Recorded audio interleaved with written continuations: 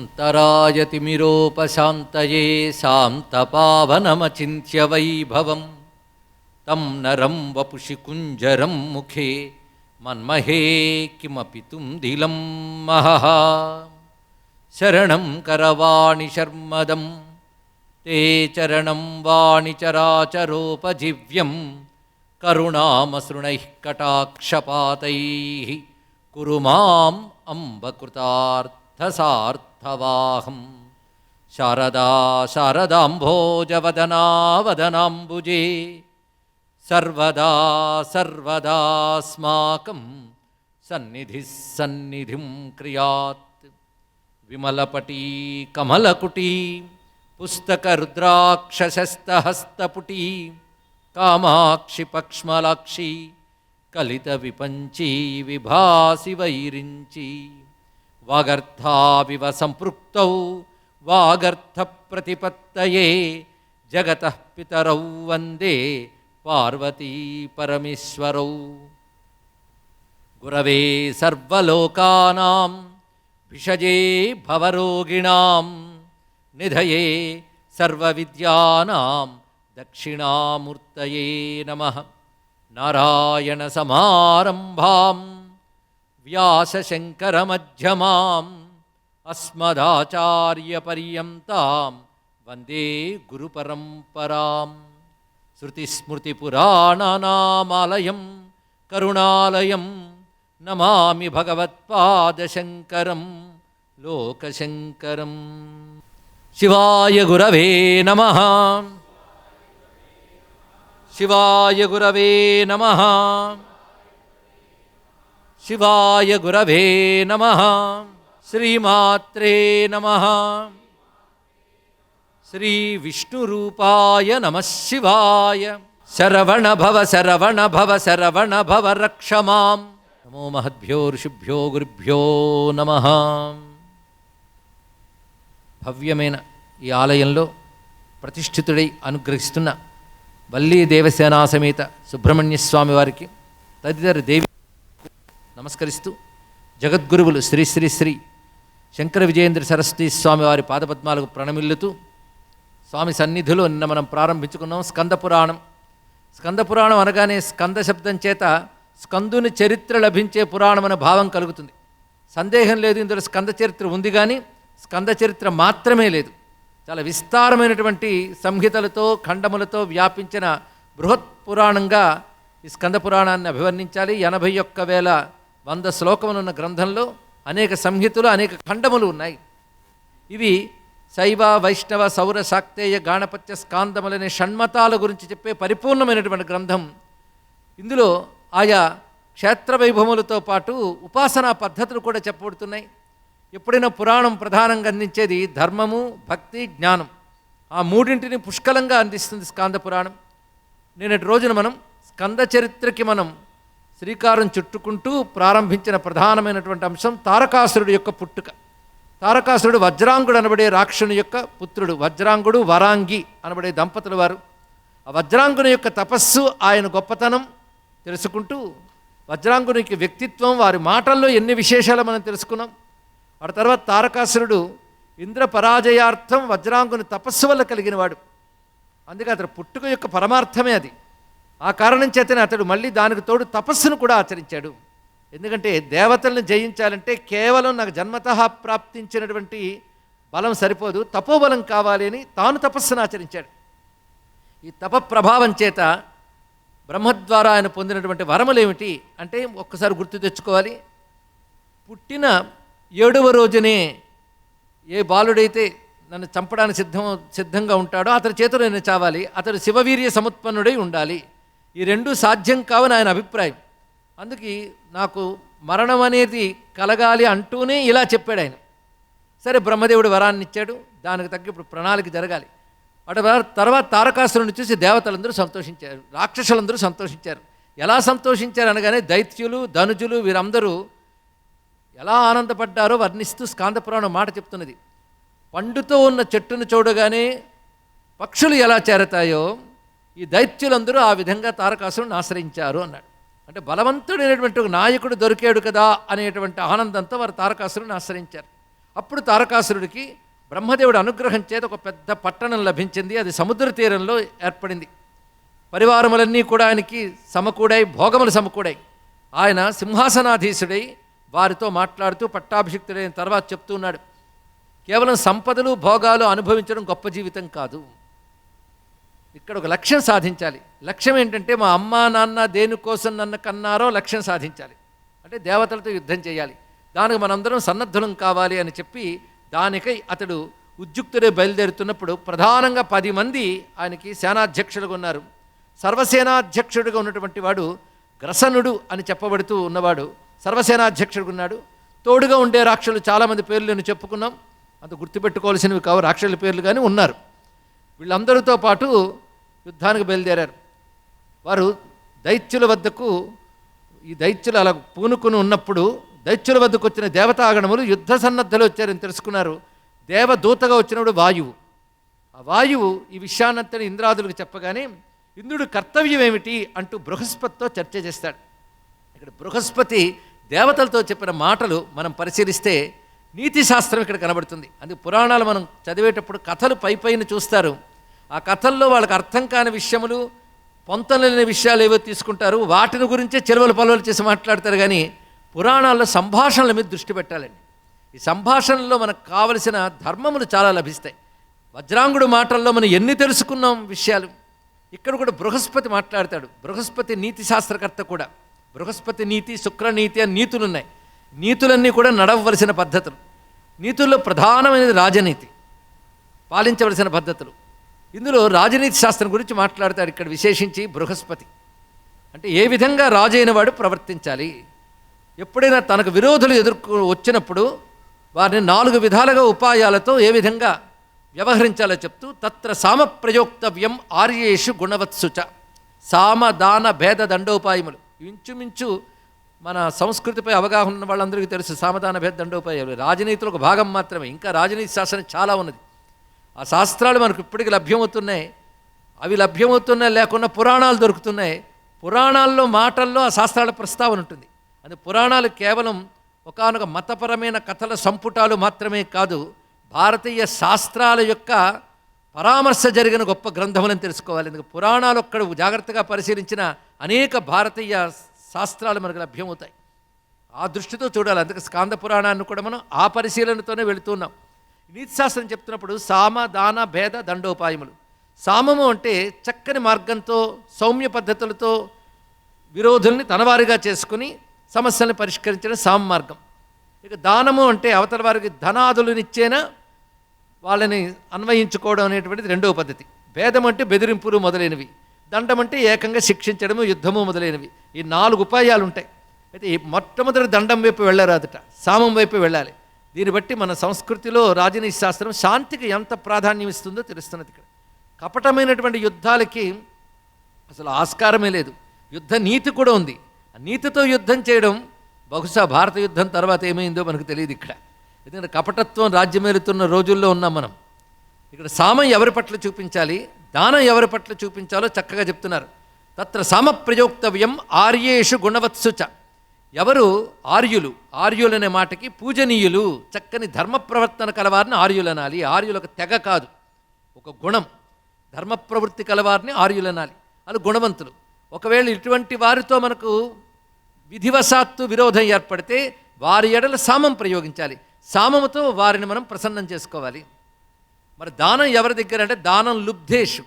లుబ్ధులు ఎందు అంటే ధనాశ కలిగినటువంటి వారు, పీనాసి వాళ్ళు. అటువంటి వాడు విరోధి అయినప్పుడు వాడిని దానంతో మనం లొంగ తీసుకోవచ్చు. భేదశ్చ శంకితేష్వితి నిశ్చయ. శంకితులు అంటే శంకించే స్వభావం ఎవరికైతే ఉంటుందో, సందేహించే స్వభావం, వారి పట్ల భేద ప్రయోగాన్ని చేయాలి. ఇక 4వ ఉపాయం దండశ్చాపి ప్రయోక్తవ్యో నిత్యకాలం దురాత్మనాం.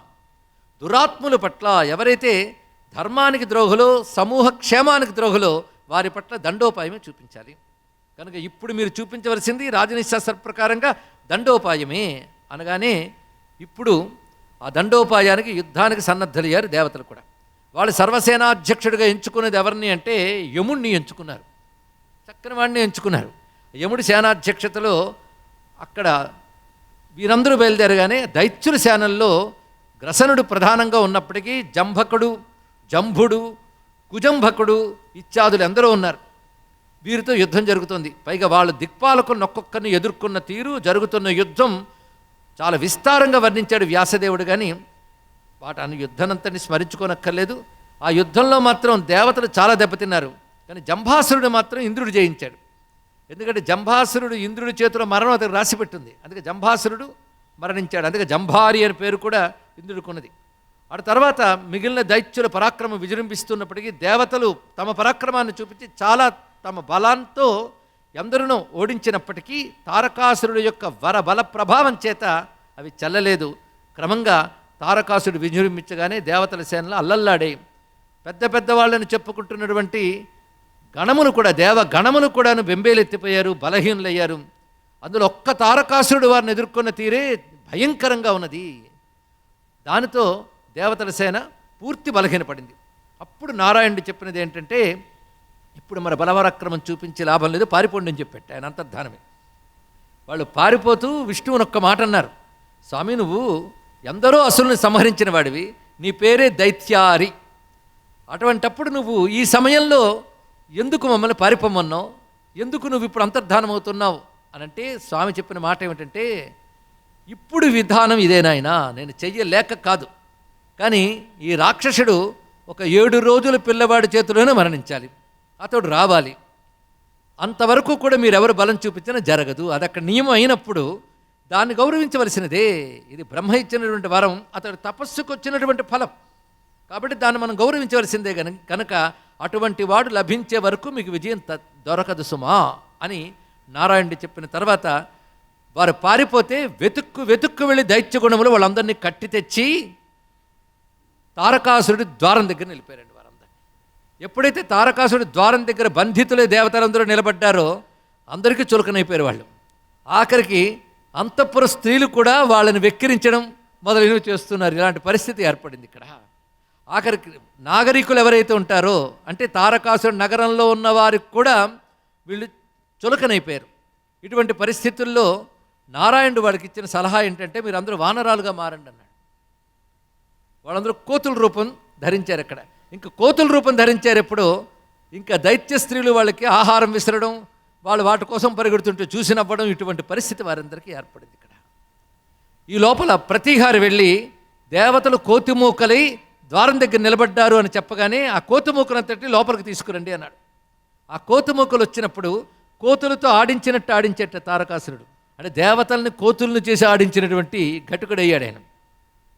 ఆ సమయంలో ఒక మాట వినబడింది, ఇలా నీ కోసం ఆడుతున్నారు కదా, వాళ్ళకు నువ్వు ఏమిటి వరం ఇస్తావు ఇంత ఆడినందుకు అంటే, నా ఇంట్లో వాళ్ళు స్వేచ్ఛగా విహరించవచ్చు అన్నాడు.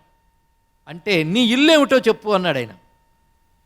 నా ఇల్లు అంటే ముల్లోకాలు నా ఇల్లే, అయితే ఏముంది ముల్లోకాల్లో వీళ్ళు స్వేచ్ఛగా నిర్భయంగా విహరించవచ్చు కదా అన్నాడు. అవునంతే, ఇల్లు అనగానే ముల్లోకాలు అని ఒప్పుకున్నాడు కనుక ముల్లోకాల్లో వాళ్ళు నిర్భయంగా విహరించవచ్చు అని చెప్పగానే, ఈ ప్రశ్న అడిగిన వాడెవడు, తెలివిగా నా చేతే ముల్లోకాల్లో నిర్భయంగా విహరించవచ్చని చెప్పించిన వాడెవడు అని అడిగితే ఎదురుగా సాక్షాత్కరించాడు నారాయణుడు. నారాయణుడు మాట్లాడుతున్నాడు ఇక్కడ. మాట్లాడుతూ వీళ్ళు ముల్లోకాలు నిర్భయంగా విహరించవచ్చు అంటే, అతను అన్నాడు నిర్భయంగా విహరించవచ్చు, కానీ 2 పద్ధతులు ఉన్నాయి. ఒకటి, వీరు నా శాసనాన్ని గౌరవిస్తూ ఉండాలి. రెండవది, యజ్ఞభాగాలను నాశించరాదు. పైగా ఈ వానర రూపాలతోనే తిరగాలి. అలా వాళ్ళు నిర్భయంగా విహరించవచ్చు. ఇది ప్రధానంగా చెప్పినటువంటి విషయం. కనుక వానర రూపాలు అలాగే ఉన్నాయి వాళ్ళకి. ఈ పరిస్థితుల్లో ఆ విష్ణువుని ఇంత చక్కగా నువ్వు మాట్లాడవు నారాయణుడివి, నువ్వు వీరిని అనుగ్రహిస్తున్నావు కదా, ఇప్పుడు విజయం నాకు ఎలా లభించింది అంటే, నాయన కాలం అనేది ఒకటి ఉంది అని ఇక్కడ విష్ణువు చేసిన సంభాషణ అత్యద్భుతమైన ఒకనొక తత్వాన్ని మనకు ఆవిష్కరిస్తుంది. ఇది తీసుకుంటే కాలస్వరూప వర్ణనము అని దీనికి పేరు పెట్టుకోవచ్చు. ఇది ఒక తత్వచింతన కలిగిస్తాడు ఇక్కడ.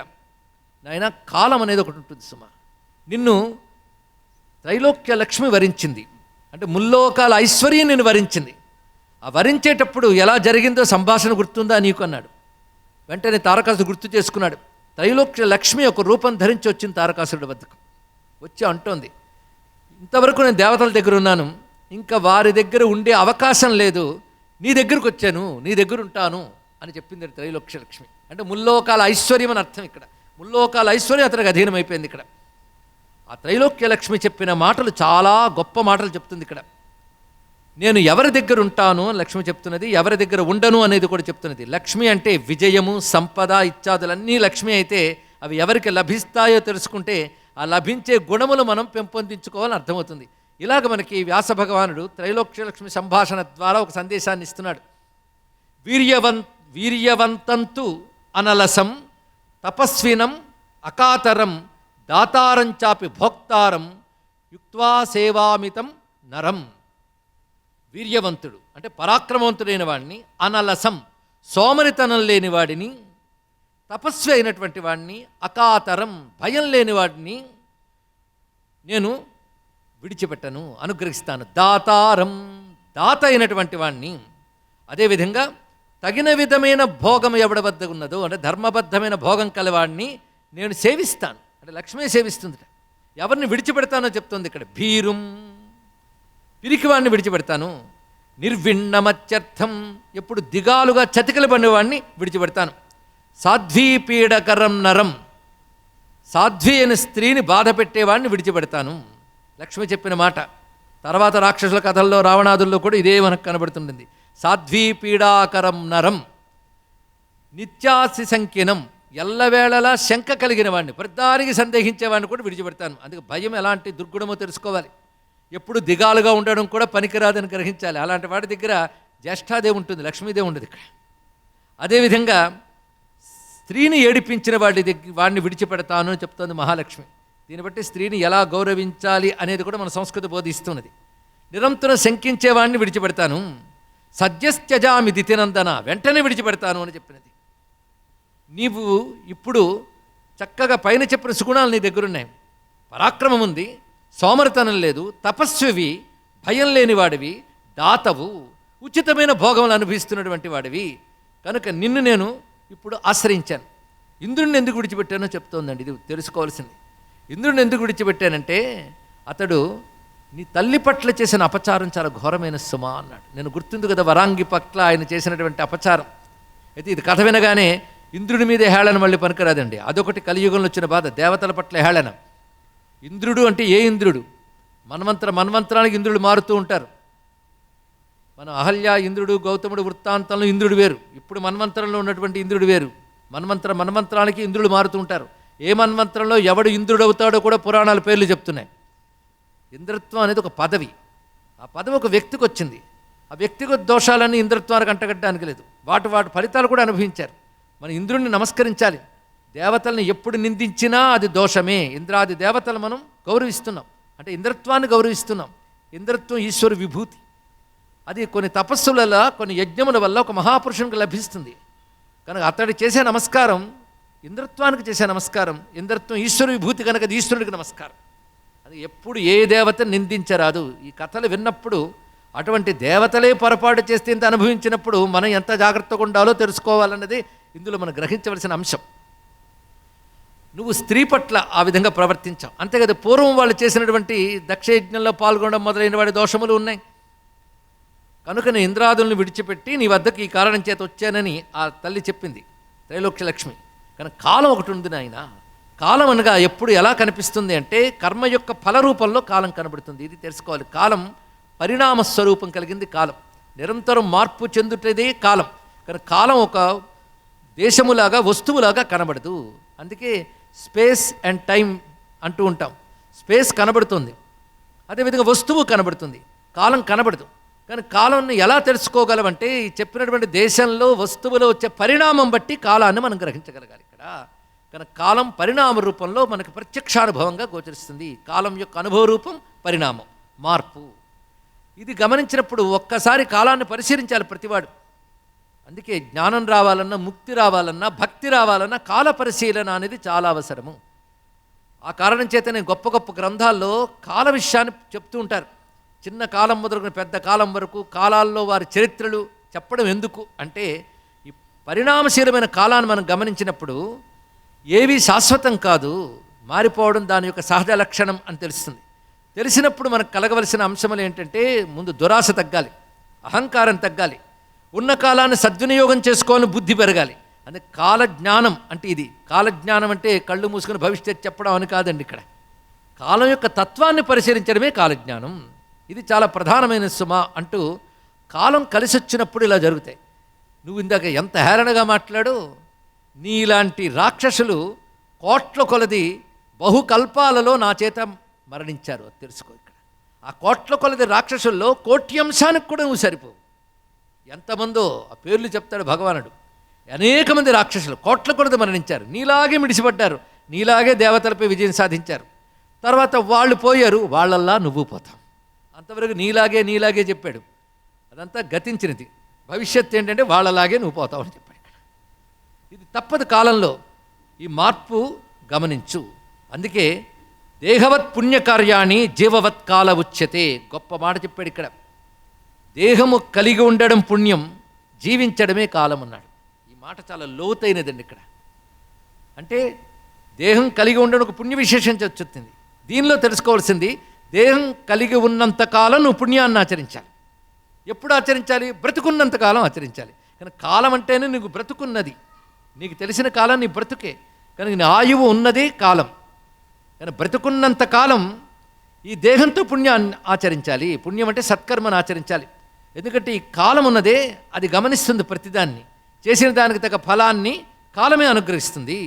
ఇది తెలుసుకో. ఎందరెందరో నీకంటే గొప్పవారు కూడా దెబ్బతిన్నారు. ఇవాళ ఇంద్రుడు ఇక్కడ ఓడిపోయాడు అనుకుంటున్నా కానీ ఇంద్రుడు సామాన్యుడు కాడు, తెలుసుకో.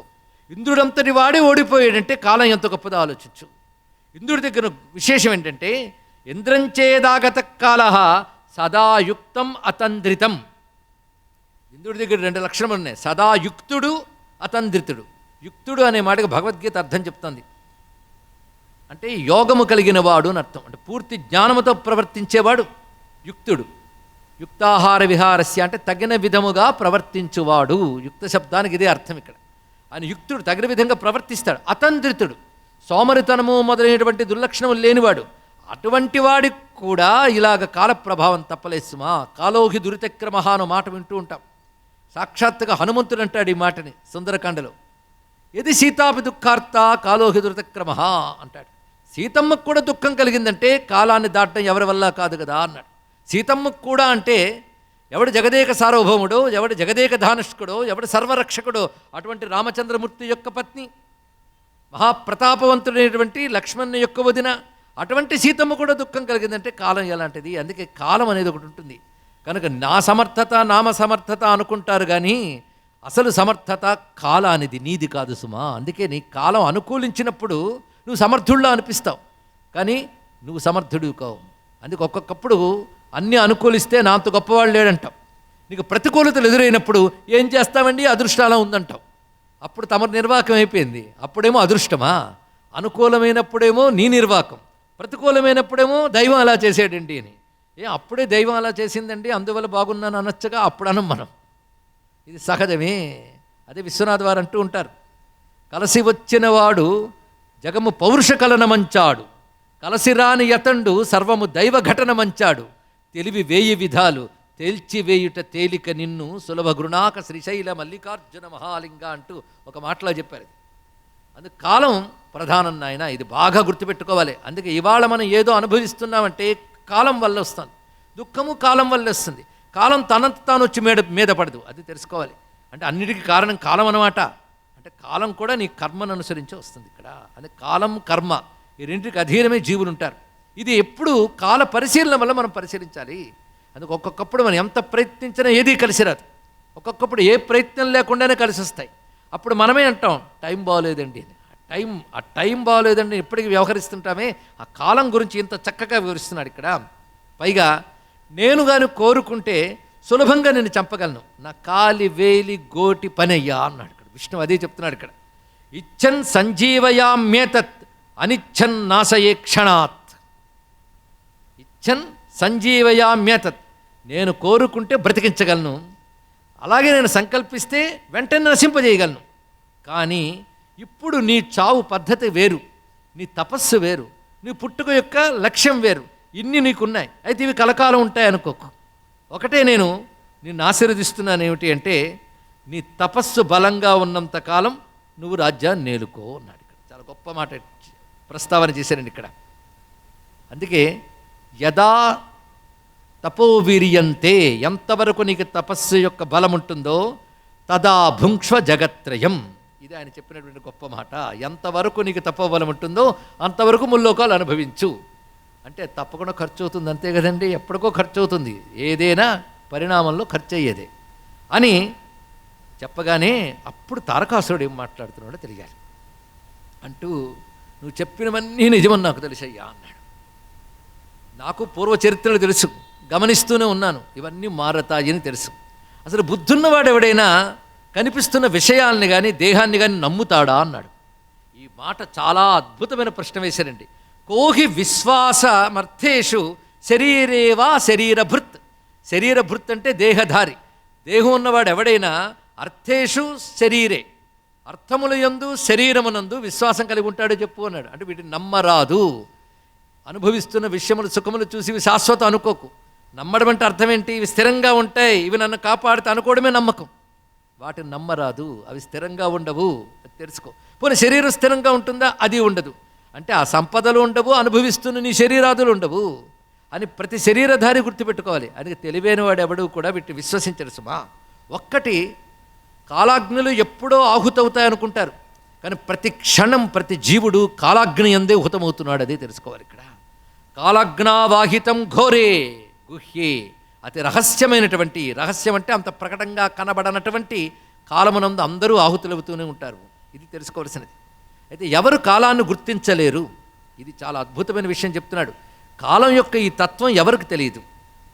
మాట్లాడితే మనం కూడా అప్పుడప్పుడు అంటూ ఉన్నామండి, కానీ ఎందుకు పట్టట్లేదు అంటే, ఒక వస్తువు పట్టట్లేదంటే అప్పటికే ఏదో నిండిపోయిందని, అంతే కదా. ఒక కుండలో వస్తువు నింపలేదు ఎందుకంటే అందులో అప్పటికో వస్తువు ఉందని. అలాగే మనస్సుకి బుద్ధికి ఈ జ్ఞానం ఎందుకు పట్టట్లేదంటే బుద్ధిలో మరేవి నిండిపోయేట. ఏవి మనస్సులో ఆక్రమిస్తే కాలం యొక్క అసలు స్వరూపం తెలియదో ఇక్కడ చెప్తున్నాడు. ఎంత గొప్ప బోధ చేస్తున్నాడు చూడండి. ఈర్ష్య అభిమాన లోభేషు కామక్రోధ భయేషు చ స్పృహ మోహ అతివాదేషు లోకసక్తో నబుధ్యతే. ఏ జీవుడు వీటి యందు సక్తుడై ఉంటాడో అంటే మక్కువ కలిగి ఉంటాడో వాడు కాలం యొక్క స్వరూపాన్ని గుర్తించలేడు. అందుకే ఇలాంటి కాలం గురించి చెప్తుంటే ఏదో వేదాంతాల నుండి అంటూ ఉంటాం, అంతేగాని అబద్ధమనం. అంటే సత్యమని మనకు తెలుసు కానీ ఒప్పుకోవడానికి మనస్సు రాదు. కానీ అనిత్యాల మీద మోహం పోతుంది, నిత్యాన్ని సాధించాలి అని దానికి అనిత్యమైన ఈ దేహమే ఆధారం కనుక ఇది పోయే లోపల ఆ సాధన చేయాలనుకుంటాడు కదా. మరి అందరూ అనుకోవాలి కదా, అందరికి ఇదే పరిస్థితి కదా. అంటే ఇదిగో వీటిల్లో ఎవడు మనసు ఆసక్తి కలుగుతుందో వాడికి వివేకం పుట్టదయ్యా అన్నాడు. వేటిలో చూడండి, దాన్ని బట్టి ఉన్నాయో లేవో గమనించుకుంటే వివేకం ఎందుకు పుట్టలేదో మనకే అర్థమవుతుంది. ఇక్కడ వీటిని పట్టుకోవడం వల్ల వివేకం కలగడం లేదు. పెద్దలు వచ్చి శంఖనాదంలాగా చెవిలో ఘోష పెడుతున్నా బుద్ధిలోకి ఒక్కటి ఎందుకు వెళ్ళట్లేదంటే వీటి వల్లట. ఏమిటంటే ఈర్ష్య. వీటికి తెలుగు అనువాదాలు చెప్పక్కర్లేదు, సంస్కృతంలో ఉన్నాయి కానీ అందరికీ అనుభవమే. ఈర్ష్య, అభిమానం, ఇది నాది, ఇది నేను. అభిమానం అంటే ఒక వస్తువు నాది అనుకునే భావం, మనకున్న గుణమో ఒకటేదో అది నాది అనుకునే భావం, పొసెసివ్నెస్ అంటారు ఇక్కడ. ఈర్ష్య, అభిమానము, లోభము, కామము, క్రోధము, భయము, స్పృహ. స్పృహ అంటే నిరంతర విషయాసక్తి. ఇది ఇక్కడ ఎంత చెప్పినా విషయముల మీదే బుద్ధి పెడుతుంది తప్ప సత్యం మీదకి బుద్ధి వెళ్ళదు, అది స్పృహ అంటే అర్థం. అలాగే మోహం. మోహం అంటే అసత్యాన్ని సత్యంగా, సత్యాన్ని అసత్యంగా భ్రమింపజేసే స్వభావం, అదే అవిద్య అంటే, అది మోహం. అతివాదం. అతివాదం అనేది చాలా గొప్ప మాట అండి. అతివాదం అంటే శాస్త్రం ఒక చక్కటి పద్ధతి చెప్తుంటే శాస్త్రాన్ని అతిక్రమించి చేసే వాదం పేరు అతివాదం. అది వాదం చాలా మంచిదే, కానీ శాస్త్రాతిక్రమణం చేయరాదు. దీన్ని మనం లోకంలో వితండవాదం అంటూ ఉంటాం. వాడికి శాస్త్ర మర్యాద ఉండదు, శాస్త్ర ప్రమాణం ఉండదు, నోటుకొచ్చింది వాగుతాడు. అవతల వాడు దబాయించి 4 వాగానే వాడు మౌనం వహిస్తాడు, దానితో వీడు విజయం సాధించారు అనుకుంటాడు. మనం చూస్తున్న డిబేట్లు, చర్చలు ఇట్లాంటివే. అక్కడ ఏం సత్యం తేలదు, వాడు అరుస్తాడు, వీడు ముందే ప్రణాళికతో వెళ్తారు వాళ్ళు అక్కడ. అలాంటివి దీనిలో ఏం కనబడుతుందంటే అతివాదమే కనబడుతుంది. ఎందుకంటే ఒక స్టాండర్డ్ ఉండదు, ఒక ప్రమాణం ఉండదు. ఇలా మాట్లాడేవన్నీ అతివాదాలు. ఇలాంటి అతివాదములు అంటే శాస్త్రబద్ధమైన వాదము లేని లక్షణం. వీటి యందు ఎవడు మక్కువ చూపిస్తాడో వాడికి నా బుద్ధ్యతే. వీటి యందు సక్తత కలవాడికి ఇవి తెలియవు. ఇవన్నీ ఎవరు మాట్లాడుతున్నాడు? తారకాసురుడు. దీన్ని బట్టి అతడు తెలివైనవాడే. రాక్షసులందరూ మేధావులేనండి, అందుకే భగవంతుడు దిగి రావాల్సి వచ్చింది వాళ్ళని నిగ్రహించడానికి. మొత్తాన్ని తారకాసురుడు అలా చెప్తూ, ఇప్పుడు కాలం ఇలా ఉంటుంది, ఇవన్నీ నాకు తెలుసు, ఇప్పుడు రెండో ఒకటి చెప్తున్నాను, స్వభావం అన్నాడు. ఇక్కడ చాలా గొప్ప మాట అన్నాడు. స్వభావం ఒకటి ఉంటుంది కదా నాయన, అది కాలం ఎన్ని నేర్పినా ఎవరెన్ని చెప్పినా స్వభావం దాటడం మహా కష్టం. ఇదే మాట మళ్ళీ రామాయణంలో కనబడుతుంది. స్వభావో దురతిక్రమ. రావణాసుడు చెప్తాడు, అంటే ఆయన జ్ఞానే కదా, తారకాసుడి భాష కూడా ఉంది, అలాగే ఉంది. కనుక రాక్షసుల లాంగ్వేజ్ అంతా ఒకటే. అంటే అసురులందరూ తెలివైన వారే, దీన్ని బట్టి వాళ్ళు మూర్ఖులేం కారు, బాగా తెలిసిన వారే. తెలిసి కూడా వాళ్ళు అలాగే ప్రవర్తిస్తారు, అందుకు స్వభావం అన్నారు. నాదొక స్వభావం, ఏదైనా పుట్టుకలోనే ఒక లక్షణం ఉంది, నువ్వే చెప్పావు.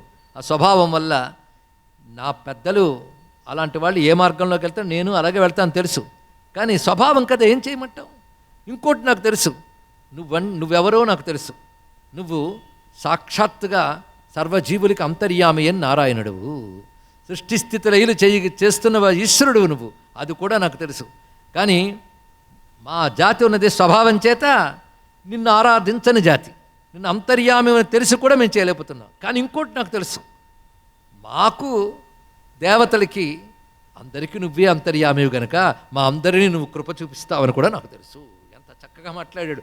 మా కర్మలను అనుసరించి నువ్వు కృప చూపిస్తావని కూడా నాకు తెలుసు. అందుకే స్వామి ఏమనుకోకు, మా స్వభావం ఇదేనాయనా. అందుకు మునిపే చెప్పినట్లుగా వీరు ముల్లోకాల్లో నిర్భయంగా చరించవచ్చు. ఎందుకో మా ఇంట్లో కమిట్ అయిపోయాను, మా ఇల్లు అనగానే ముల్లోకాలను నువ్వు చక్కగా బయటపెట్టు. కానీ ముల్లోకాల్లోనూ ప్రస్తుతం నా ఇల్లు, అది ముల్లోకాలు నా ఇల్లు అంటే ప్రస్తుతం, ఇది తెలుసుకోండి. మనం సొంత భవనం కట్టుకున్నా నేను ఉన్నంతకాలమే అనాలి, అంతే కదా. నాస్తికుడైనా అంతే. ఇంకా నేను ఆస్తికుడు పోయిన తర్వాత మళ్ళీ ఆ ఇంట్లో ఏదో రూపంలో వస్తానేమో అని కొంచెమే ఉంటుంది. నాస్తికుడు మాత్రం నేను పోగానే ఇంటితో అనుబంధం ఉంటుంది ముందే తెలిసేవాడికి. కనుక ఎవరికైనా తప్పదు అది. కనుక ఏది సొంతం, ఏది నిలబడేది. అద్దెళ్ళు అయితే కొన్నాళ్ళకి వాడే వెళ్ళగొట్టచ్చు, సొంత ఇల్లు అయితే కొన్నాళ్ళకి నువ్వే వెళ్ళక తప్పదు, ఏదో ఒకటి తప్పదు అక్కడ. కనుకని గొప్ప మాట చెప్పాడు ఇక్కడ. ప్రస్తుతానికి ముల్లోకాలు నా ఇల్లు అనుకున్నావు కదా, కనుక నువ్వున్నంతకాలమైనా నీ ఇంట్లో నిర్భయంగా ఉండని అంటే వానర రూపాలతో ఉండాలి, ఇది ప్రధానంగా చెప్పాడు. యజ్ఞభాగములు వెలుకుండరాదు, ఈ రెండు విశేషంగా చెప్పాడు. యజ్ఞభాగాలు పొందితే మళ్ళీ దేవతల బలం వస్తుంది, అది లేకుండా కట్టడి చెప్పాడు. పైగా దేవతలు ఏ ఏ పదవులు ఉన్నాయో అవి తన దగ్గరున్న ప్రధాన రాక్షస సేనాధ్యక్షులుగా అంటగట్టాడు చక్కగా. ఇంకా వీళ్ళు అట్నుంచి తిన్నగా వెళ్ళొచ్చు కదా, మేరు పర్వతానికి చేరుకున్నారు. అక్కడ విష్ణువు ఉంచి చెప్తున్నాడు, నాయనా ఏదేమైనప్పటికి కూడా వాడు తారకాసురుడు ఉన్నాడే, వాడు విద్యా జ్ఞాన తపోన్వితుడు. అదే వాడితో చెప్పొచ్చాను నేను, తారకాసురా నీకు విద్యా జ్ఞానము తపస్సుంది, ఇంకా తత్వజ్ఞుడివి కావాలి సుమా అన్నాడు. ఇక్కడ ఈ మాట చాలా విశేషమైన మాట అండి. దైత్యేంద్ర భవ తత్వజ్ఞ విద్యాజ్ఞాన తపోన్విత. విద్యాజ్ఞాన తపోన్వితుడివైన నువ్వు తత్వజ్ఞుడివి కావాలి. అంటే విద్య ఉంది, జ్ఞానం ఉంది. జ్ఞానం అంటే పరోక్ష జ్ఞానం ఉంది నీకు. శాస్త్రముల్లో చెప్పినదంతా బాగా అర్థమై తిరిగి చిలక పలుకుల్లా వెళ్ళవేయగలిగిన జ్ఞానం పేరు పరోక్ష జ్ఞానం. అంతా అనిత్యమండి, అనిత్యాన్ని శరీరాన్ని, అందరి సొమ్ము మనకే రాని అన్నావు, పెద్ద సామెత అది. ఇక్కడ అంటే మొదటి వాక్యం శాస్త్రాల్లోంచి వచ్చింది, అసలు వాక్యం హృదయంలోంచి వచ్చింది. ఏం చేస్తాం ఇక్కడ, అలా ఉంటూ ఉంటారు ఇక్కడ. అందుకే అన్నమైతేనేమిరా సున్నమైతేనేమిరా ఈ పాడుపట్టుగా అన్నమే వేద్దామురా అన్నట్టు కూడా. కనుక ఇవన్నీ ఉంటాయే, శాస్త్రవాక్యాలు పైవి, అసలు వాక్యం తర్వాత వస్తుందండి. అందరూ కలవు వేదాంతిన సర్వే. అందరూ పరోక్ష జ్ఞానం కబుర్లు చెప్పేవారు క్లాసెస్ పెట్టి మరీ వేదాంతం చెప్తూ ఉంటారు, వినేవాళ్ళు అలాంటి వాళ్ళే. ఉభయులు అసలు దగ్గరికి వచ్చేప్పుడు మాత్రం కుదరదు. అందుకే విద్యాజ్ఞాన తపోన్వితుడు అయ్యేవి కానీ తత్వజ్ఞుడివి కాలేదు అన్నాడు విష్ణువు. ఆ మాట ఎంత లోతు చూడండి ఇక్కడ. నీ దగ్గర విద్య బోల్డ్ ఉంది, అది స్పష్టంగా గ్రహించగలిగిన జ్ఞానం ఉంది. తపస్స బోలుడంత చేసావు, ఏమీ తత్వజ్ఞుడు కాలేదు. చూసారా, అన్నిటికంటే గట్టి తత్వజ్ఞుడు. అందుకే పోతన గారు మాట అంటారు, తత్వజ్ఞునకు మహేంద్రత్వమేలా అన్నాడు. గొప్ప విషయం అండి ఇక్కడ. బలిచక్రవర్తిని నిగ్రహించేటప్పుడు అన్న మాట అది. తత్వజ్ఞునకు మహేంద్రత్వమేలా, గొప్ప వాక్యం పోతన గారు ఇచ్చిన మంచి వాక్యం. తత్వజ్ఞుడికి పదవుల మీద ఆశ ఉండదు, ఎందుకంటే కాలం గురించి వాడికి తెలుసు కదా. ఇవాళ ఈ పదవి కావాలి, ఈ పదవి కావాలంటే వాడికి తెలుసు 5 ఏళ్ళ కల్లా పోతుందని. అందుకే ఉన్న 5 ఏళ్లలోనే మళ్ళీ 5 ఏళ్ళకి రావడానికి ఏ వంచనలు చేయాలని చేస్తూ బతికేస్తారు. కానీ ఆ మాత్రం అయితే మరో 5 ఏళ్ళు అనుకోండి, తర్వాత పోక తప్పదు. కాలజ్ఞానం కానీ తెలిస్తే ఈ రాక్షస ప్రవృత్తులు దేశమంతా ఇలా వ్యాపిస్తాయా అండి. అందుకే ఇలాంటి అధ్యాయాలు బాగా అధ్యయనం చేస్తే ఎంత విర్రవీగినా ఎప్పటికప్పుడు పోవలసిన వాళ్ళమే ఎరుక కలిగితే ఉన్నన్నాళ్ళు బాగానే ఉంటారు. కనుక ఇది కేవలం వేదాంత పాఠం అనుకోకుండా సత్యాన్ని మనకు చక్కగా చూపిస్తున్నాడు. అందుకే యవ్వనముందని విర్రవీగడానికి లేదు, అది కాలంతో పోతుందని తెలుసుకోవాలి. ప్రతిదీ కూడా ఏది వచ్చినప్పటికీ ఇది కాలంతో పోతుందని ఎరుక ఎప్పుడు ఎవడుకున్నదో వాడు ఆ కాలాన్ని సద్వినియోగం చేసుకుంటాడు. ఇది తెలుసుకోవాలి. ఇక్కడ ఎందుకు తెలుసుకోవాలంటే కాలంతో పోతుందంటే భయపడిపోవడం కాదు. కొన్నాళ్ళకు నువ్వు ముసలిదాడి అయిపోతావు, వెంటనే నువ్వు శరీరం ముడతలు పడిపోతుంది, నడుం వంగిపోతుంది అంటే ఇప్పుడు భయపడిపోనక్కర్లేదండి. ఆ నడుం వంగక ముందే ఉన్న శక్తుని సార్థకం చేసుకోవాలి అనుకోవాలి. అందుకు వీటిని ఏ విధంగా పాజిటివ్గా చూడాలో తెలియాలి. అని కాలం యొక్క స్వరూపము నువ్వు చక్కగా చెప్పినప్పటికీ తత్వజ్ఞుడు కాలేదయ్యా. జ్ఞానం నిలకడగా నిలవాలి, అది నీ దగ్గర లేదు. అని యావత్తే తపసోవర్యం తావత్ భుంక్ష జగత్రయం అని చెప్పొచ్చాను.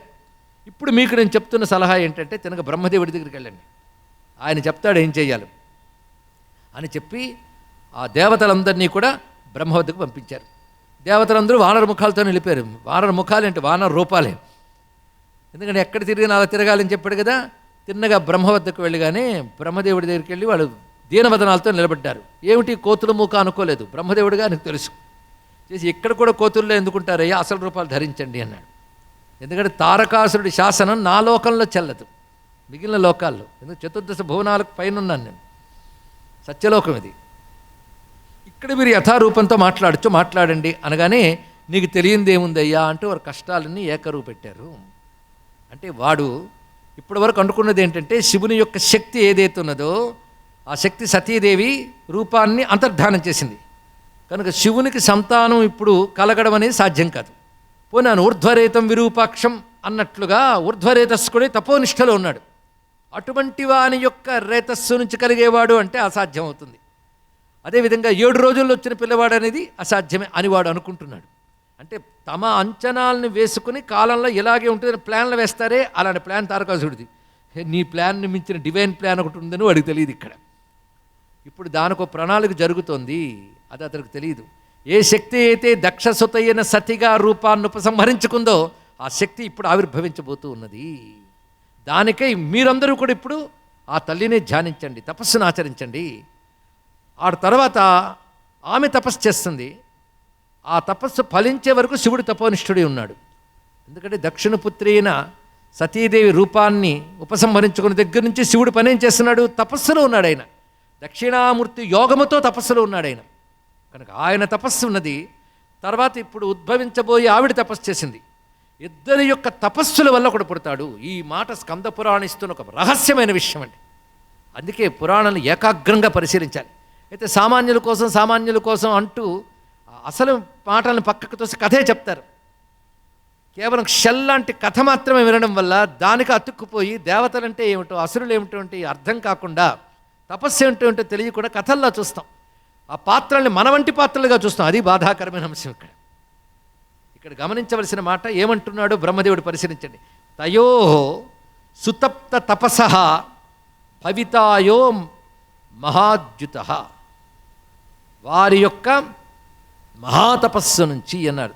సుతప్త తపసః, సుతప్త అంటే మిక్కిలి తపించిన వారి ఉభయుల యొక్క తపస్సు నుంచి అన్నారు. అంటే ఇంతకీ శివుడు అంత తపస్సు ఎందుకు చేశాడు, అమ్మవారు ఎందుకు అంత తపస్సు చేశారంటే ఒకరి కోసం ఒకరండి అంటాం మనం. ఒకరి కోసం ఒకరంటే వారు వేరైతేనే కదా. మరి ఇంత తపస్సు ఎందుకు అంటే వారి ఇద్దరి తపఫలంగా ఒకడు రావాలి, వాడి కోసం చేసేట. కనుక వారిద్దరు తపఫలంగా రావాల్సిన వాడేవాడు స్కందుడు. కానీ స్కందుడు ఎవరయ్యా అంటే పార్వతీ పరమేశ్వరుల ఉభయుల తపశ్శక్తి కలబోసిన యొక్క స్వరూపము. ఈ గొప్ప కోణాన్ని మన స్కంద పురాణం ఇస్తున్నది. తపశ్శక్తి ఎంత గొప్పదో మనం చూస్తున్నాం. అలాంటిది వారు ఉభయుల యొక్క తపస్సు, జగన్మాతాపితరులైన పార్వతీ పరమేశ్వరుల ఉభయుల యొక్క తపస్సు యొక్క తేజస్సుట. అందుకే సుతప్త తపసక భవితాయో అనేటువంటి మాట చాలా విశేషమైన మాట బ్రహ్మదేవుడి నోట పలకబడుతుంది. అప్పుడు మీ ఇంకా భయం విడిచిపెట్టి, ఎందుకంటే కానికాలం వచ్చినప్పుడు భయపడుతూ కూర్చోకూడదు. ఒకానొక దుష్కర్మ వల్ల ఇది వచ్చింది తెలిసినప్పుడు దాన్ని తొలగించే ప్రయత్నం సత్కర్మ. మరొకటి ఏమున్నది, సత్కర్మ అంటే తపస్సుని మించింది లేదు. కనుక మీరు కానికాలాన్ని వ్యర్థపరచకుండా, అంటే కాలం అనుకూలించనప్పుడు ఏడుస్తూ కూర్చోకుండా ఆ ప్రతికూల కాలాన్ని తపస్సుకు వినియోగించుకుంటే దుఃఖానికి కారణమైన కర్మ యొక్క తీవ్రత తగ్గుతుంది, అప్పుడు ఫలం లభిస్తుంది. అంతేగాని ఎలాగో ఆవిడ వస్తుంది కదా, ఆయన తపస్సు చేస్తారు కదా, అప్పుడు ఎవడో వస్తాడు కదా, అప్పటి వరకు పడుకుందామని వెళ్ళి ఎక్కడో తిరగద్దు. మీరు ఉపాసన చేయాలి, అమ్మవారిని ఆరాధించండి అని బ్రహ్మదేవుడు ఆరాధన విధానాన్ని చెప్తే వారందరూ పరాశక్తిని ఉద్దేశించి వారి వారి పద్ధతుల్లో తపస్సును ఆచరించారు, అంబాయాగములు చేశారు. దానితో అమ్మవారు అనుగ్రహించి హిమవంతునికి కుమార్తెగా కలుగుతానని చెప్పింది. హిమవంతుడు మేనాదేవి అమ్మవారికై తపస్సును ఆచరించిన వారు, అమ్మవారు కుమార్తెగా కావాలనుకుంటున్నారు. అందుకే దక్షుడు శివనింద చేయడం వల్ల అమ్మవారికి తండ్రి అనేటువంటి గొప్ప యోగం నుంచి చ్యుతుడైపోయాడు. అందుకే ఆ తల్లి ఇప్పుడు నిర్ణయించుకుని మహాతపస్సు చేత పవిత్రులై ఉన్నటువంటి మేనా హిమవంతులని జననీ జనకులుగా ఎంచుకున్నది ఆ తల్లి. వారికి తనయగా కలిగిన తర్వాత అప్పుడు నారదుల వారు ఇంద్రుడి దగ్గరికి వెళ్ళాడు. వెళ్ళి ఎన్నైనా బాగున్నావా అన్నాడు. అక్కడ అమ్మవారి కోసం తపస్సు చేస్తున్న వాళ్ళకి, క్షేమంగా ఉన్నామంటే మా క్షేమం ఇప్పుడే మొలకెత్తింది అన్నట్టు ఇంద్రుడు. చాలా గొప్ప కవిత్వం కనబడుతుంది స్కంద పురాణంలో. మా క్షేమం ఇప్పుడే మొలకెత్తింది అంటే మా క్షేమం మొలకెత్తింది ప్రారంభమైంది. ఎలాగంటే అమ్మవారి జననం రూపంలో మా క్షేమం మొలకెత్తింది.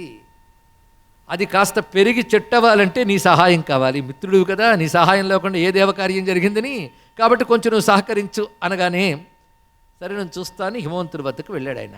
అప్పుడే బాలగా ఉన్నది పార్వతీదేవి. ఆమె దర్శనం చేసుకుని హిమవంతునితో మాట్లాడుతూ ఉండగా హిమవంతుడు మా అమ్మాయి జాతకం ఎలా ఉంది అని అడిగాడు.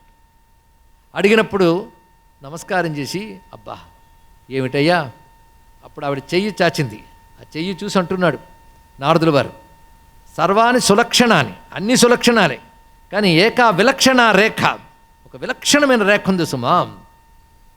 అందరికీ అన్నీ ఇవ్వగలిగే బిచ్చగాడు ఎముక మొగుడు అవుతాడు.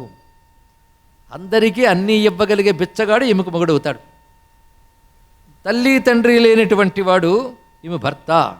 ఎందుకంటే ఎవరికైనా కన్న కూతురు ఎవరింటికి వెళుతుందనేదే పెద్ద ప్రశ్న. ఆమె ఎంత సంపన్నురాలు అవుతుంది, ఎంత చదువుకుంటుంది కంటే ఎవరింటికి వెళ్తుందనే ప్రశ్న. ఆ రోజుల్లో మరి అదే ప్రశ్న. ఈ రోజుల్లో ఏం పర్వాలేదు, వాటికి అంత ప్రాధాన్యం ఇవ్వట్లేదు. ఆ తర్వాత కూడా అక్కడ బాగాలేకపోతే వచ్చి అమ్మ అని పిలిచేస్తుంటారు, అలాంటి తల్లిదండ్రులు ఉన్నారు ఇక్కడ. ఆ రోజుల్లో ఎవరింటికి వెళుతుందనేదే ప్రధానం కదా.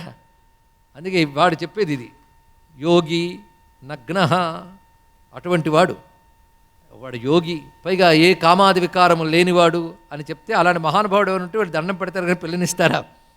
ఇలా లక్షణాలన్నీ చెప్పగానే ఒక్కసారి చెమట పట్టింది హిమవంతుడికి. అసలే చల్లనివాడు, ఆయనకు చెమట పట్టింది ఒక్కసారి. ఏమిటైవా ఇలాంటిదా, ఇంతకు ఎవడో వాడు చెప్పు అంటే చిరునవ్వు నవ్వి, సాధారణంగా కొన్ని వీళ్ళు అవగుణాలు కొందరి దగ్గరుంటే బాగుండవు అవి, కానీ కొందరి దగ్గరుంటే శోభగా ఉంటాయి. దేన్ని పడితే దాన్ని ముట్టుకుంటాడు అంటే అది మంచి గుణం కాదు, కానీ తన కిరణాలతో దేన్నైనా ముట్టుకుంటాడు అన్నప్పుడు సూర్యుడు గొప్పవాడిగా కనబడుతున్నాడు కదా. ఏది పడితే తింటాడంటే ఇతరుల పట్ల అది అవలక్షణం, కానీ అగ్నిదేవుడు అన్నీ తింటాడు కానీ గొప్పవాడే కదా. కానీ ఒకరి దగ్గర అవలక్షణంగా చెప్పబడేది మహాత్ముని దగ్గర సులక్షణంగా కనబడుతుంది. కనుక నేనేవైతే చెప్పానో మీరు అవలక్షణాలు అనుకున్నారో అవన్నీ సులక్షణముగా కలిగిన వాడు ఇంకెవడయ్యా, పరమేశ్వరుడే. అంటే ఆ పరమేశ్వరుడి వైపు ఈమె మనస్సు మరల్చాలి. హిమవంతుడు కూడా నా అల్లుడాయినా అనే భావంతో ఉండాలి. అది అలా చెప్పినప్పుడు నేను మా అమ్మాయిని కూడా గమనిస్తున్నాను, ఎప్పుడు కుడి చేయి అలా ఎత్తుతూ ఉంటుంది. ఏమిటి ఈ లక్షణం అడిగాడు. ఇది స్కంద పురాణంలో మాత్రమే కనబడుతుందండి, అందులో ప్రత్యేకతలు. ఎందుకంటే శివకళ్యాణం ఒకప్పుడు విస్తారంగా శివపురాణాదుల ద్వారా చెప్పుకున్నాను స్పృహ నాకున్నది.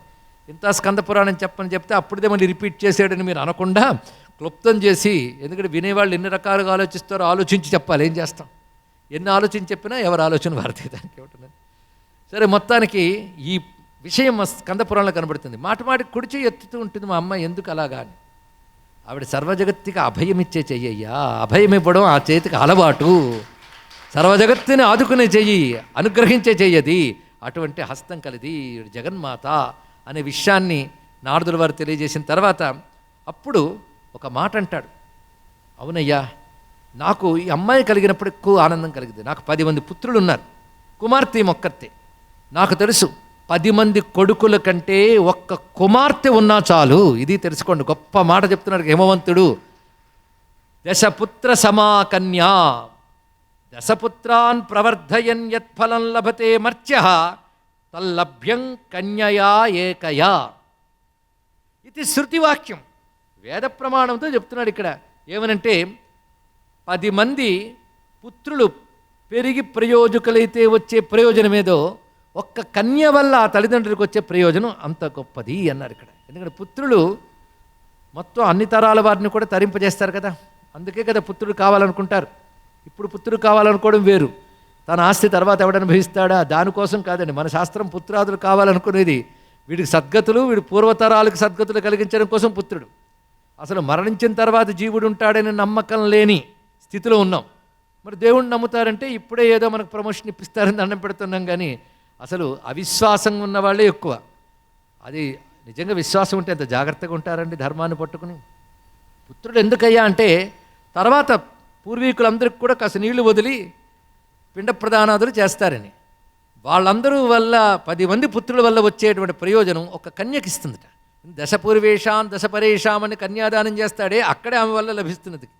అందుకే దశపుత్ర సమాకన్య ఈ వాక్యం గుర్తుపెట్టుకోవాలి. దీన్ని బట్టి భారతీయ సంస్కృతిలో స్త్రీ సంతానం కలగ్గానే భోరుమని ఆడవడం కాదు, కడుపులో పెరుగుతున్న స్త్రీ శిశువు అనగానే వెంటనే పిండం తీసేయనే పాపాత్ములు భారతీయులు కారు తెలుసుకోండి ఇక్కడ. ఎందుకంటే ఇప్పుడు ప్రపంచ స్టాటిస్టిక్స్ చూస్తూ ఉంటే స్త్రీ శిశు మరణములు గర్భంలో ఉండగా జరుగుతున్నవి ఎక్కువ సంఖ్యలో భారతదేశంలో జరుగుతున్నాయని చెప్తున్నారు. అందులో ఎంత మేరకు సత్యం ఉందో తెలియదు, కానీ ప్రపంచ గణాంక వివరాలు మనకు చెప్తున్నాయి. వెంటనే మనకి మతం మీద ధర్మం మీద బురద జల్లడానికి సిద్ధంగా ఉన్నటువంటి కుట్ర వ్యూహాలు ఏవైతే ఉన్నాయో వాళ్ళు ఏం చేస్తారంటే హిందూ మతం అలాగే స్త్రీని అవమానించిందని. ఒక్కడ మాత్రం గుర్తుపెట్టుకోండి, ప్రపంచంలో హిందూ మతం స్త్రీకి ఇచ్చినంత గౌరవం ఏ మతము ఇవ్వలేదని స్పష్టంగా ఈ వేదిక మీద చెప్పచ్చు. ఇక్కడ ఇంత అద్భుతమైన దశపుత్ర సమాకన్య అనే మాట కనబడుతూ వెంటనే దశపుత్రాన్ ప్రవర్ధయం యత్ఫలం లభితే మర్త్యః తల్లభ్యం కన్యయా ఏకయ ఈ మాట తీసుకుని కాళిదాస మహాకుమార సంభవంలో తనకు ఎంతమంది పుత్రులను కలిగినప్పుడు కూడా కలగని ఆనందము పార్వతీదేవి పుట్టినప్పుడు కలిగింది హిమవంతునికి అని వర్ణించాడండి. ఇక్కడ అది స్త్రీ సంతానం కలిగి ఉండడం అదృష్టమే.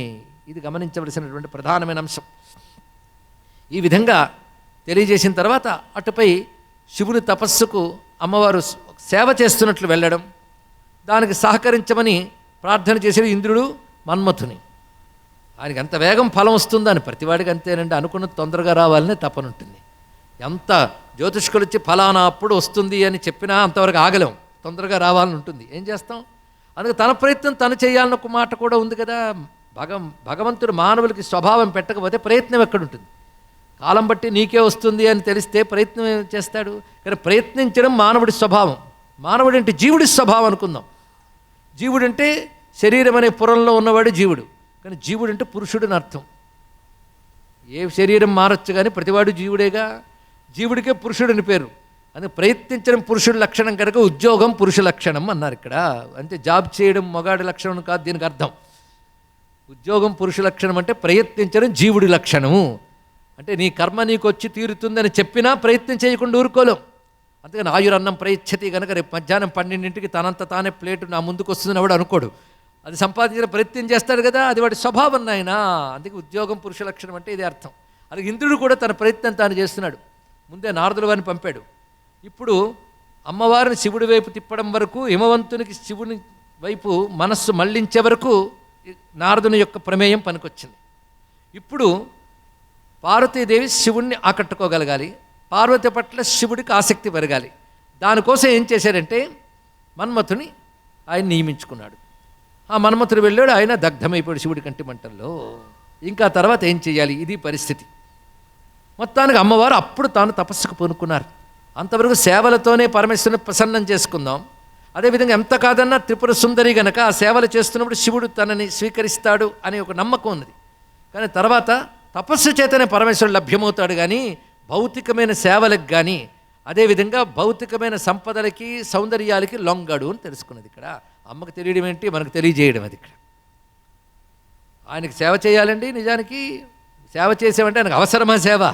నేను శివుడికి కాళ్ళు పడతారో వెళ్ళి ఆయనకి ఏం కాళ్ళు నొస్తాయా ఏంటి? మరి ఎందుకు దీనిలో చెప్పడం అంటే సేవ చేసి వెళ్ళి ధన్యులమడవే, కానీ ఆయనకేం ప్రయోజనం? ఏం ప్రయోజనం ఉన్నది? కానీ అనుగ్రహం పొందాలి అంటే భౌతికమైన వేటితోనూ పొందలేం, తపస్సుతోనే. ఇది చెప్పడం కోసం అమ్మవారు కూడా తపస్సులు చేశారు. అంత కష్టపడి తపస్సు ఎందుకు చేసిందయ్యా అంటే శివుడిని తపస్సుతో తప్ప మరో దానితో పొందలేరు అని మనకు చెప్పడం కోసం అమ్మవారు తపస్సు చేసింది. ఇక్కడ నిన్నట్టుంచి ఇవాళ వరకు మనం విన్నదంతా కూడా తపసా ప్రాప్యతే సర్వం, ఆ వాక్యమే. తపస్సు అమ్మవారైనా మనకు ఆదర్శం అదే చూపించింది. అదే పరమేశ్వరుడు తపస్సుతో పొందగల ఆయన్ని.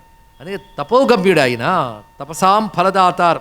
ఆయన ఆయన తపోమూర్తిగా ఉన్నాడు, తపస్సుకు ఫలదాతగా కూడా ఉన్నాడు అని అమ్మవారు అక్కడి నుంచి తపస్సును ఆచరించారు. ఈ తపఫలంగా పరమేశ్వరుడు అనుగ్రహం లభించింది. అనేక పరీక్షలు ఇత్యాదులన్నీ ఉన్నాయి. అది రమ్యమైన కథ. అదంతా అయిన తర్వాత పార్వతిని పరమేశ్వరుడు అనుగ్రహించాడు. నీకోసం ఎంత తపస్సు చేశానో అంది పార్వతి. ఆయన నవ్వుకున్నాడు. నీకోసం ఎంత చేశానో నీకు తెలియనట్టు అన్నాడు ఆయన ఇక్కడ. ఎందుకంటే దక్షుడిని విడిచిపెట్టి అమ్మవారు వెళ్ళిన దగ్గర నుంచి ఈయన చేసింది ఏమిటి? తపస్సేగా. ఆవిడ తర్వాత పుట్టి ఇప్పుడు తపస్సు చేసింది, కానీ అప్పటి నుంచి ఇప్పటి వరకు తపోనిష్ఠానే. కానీ ఎవరెవరి కోసం తపస్సు చేశారు చెప్పండి? అంత తపస్సు ఆయన చేశాడు కనుక నేను కొంతైనా చేయకపోతే బాగుండదని ఈవిడ చేసినట్లు చూస్తే. ఎందుకంటే తపకాలం మనం పరిశీలిస్తే సతీదేవి శరీరం విడిచిపెట్టిన దగ్గర నుంచి చేసిందంతా తపస్సే. ఈవిడ పార్వతిగా పుట్టి కొన్నాళ్ళు పెరిగి మళ్ళీ ఆయన సేవలు చేసి ఇప్పుడు తపస్సు కూర్చింది కనుక తొందరగా ఫలితం ఈవిడ దక్కింది, ఆయనకి ఇప్పుడు దక్కింది. కనుక ఎవరి తపస్సుకి ఎవరి ఫలమో చెప్పండి ఇక్కడ. అంటే నిజ తపఫలాభ్యామని శంకరులు ఒక్క మాటతో తెలిచేశారు. ఒకరి తపస్సుకు ఒకరు ఫలమయ్యా. పరస్పర పుంజ ఫలాయిత స్వరూపిణౌ ప్రపంచ మాతాపితరౌ ప్రాంచౌ జాయాపతిస్తు మహా అన్నారు ఇక్కడ. అందుకే ఒకరి తపస్సుకు ఒకరి ఫలం. ఇందులో ఏం చెప్పగలం? దీన్ని బట్టి మా సమప్రాధాన్యం. అంతేగాని ఆవిడే తపస్సు చేసింది ఆయన పొందింది అనడానికి లేదు. ఆయన బయటకు చెప్పడు, కానీ ఆవిడతో అంటాడు నీకోసం ఎంత తపస్సు చేశాను అని. ఇక్కడ బయటకు ఆవిడని అనుగ్రహించినట్టే కనిపిస్తాడు. ఎందుకంటే ఇటు ఇంత తపస్సు ఉండాలి, అటు ఆయన తపస్సు ఉండాలి. ఈ రెండు తపస్సులు ఉంటే కానీ తపఫలం రాదు. కానీ ఇంత తపస్సు దేనికోసం అంటే ఆ తపస్సు వల్ల వాళ్ళు ప్రోధి చేసుకున్న శక్తి ఒకటి ఆవిర్భవించబోతున్నది. అది దీనిలో ఉన్న పరమ రహస్యం. అదే ఈ రహస్యమే కుమార సంభవానికి మూలమైనటువంటి అంశం. అందుకే పార్వతీ తపోవర్ణనతో మొదలుపెట్టి మహానుభావుడు కాళిదాసు కూడా ఇంత కుమార సంభవం వరకు తీసుకోవడంలో విశేషం ఏంటంటే తపఫల ప్రభావమే కుమార సంభవము. ఇది గమనించుకోవాల్సింది.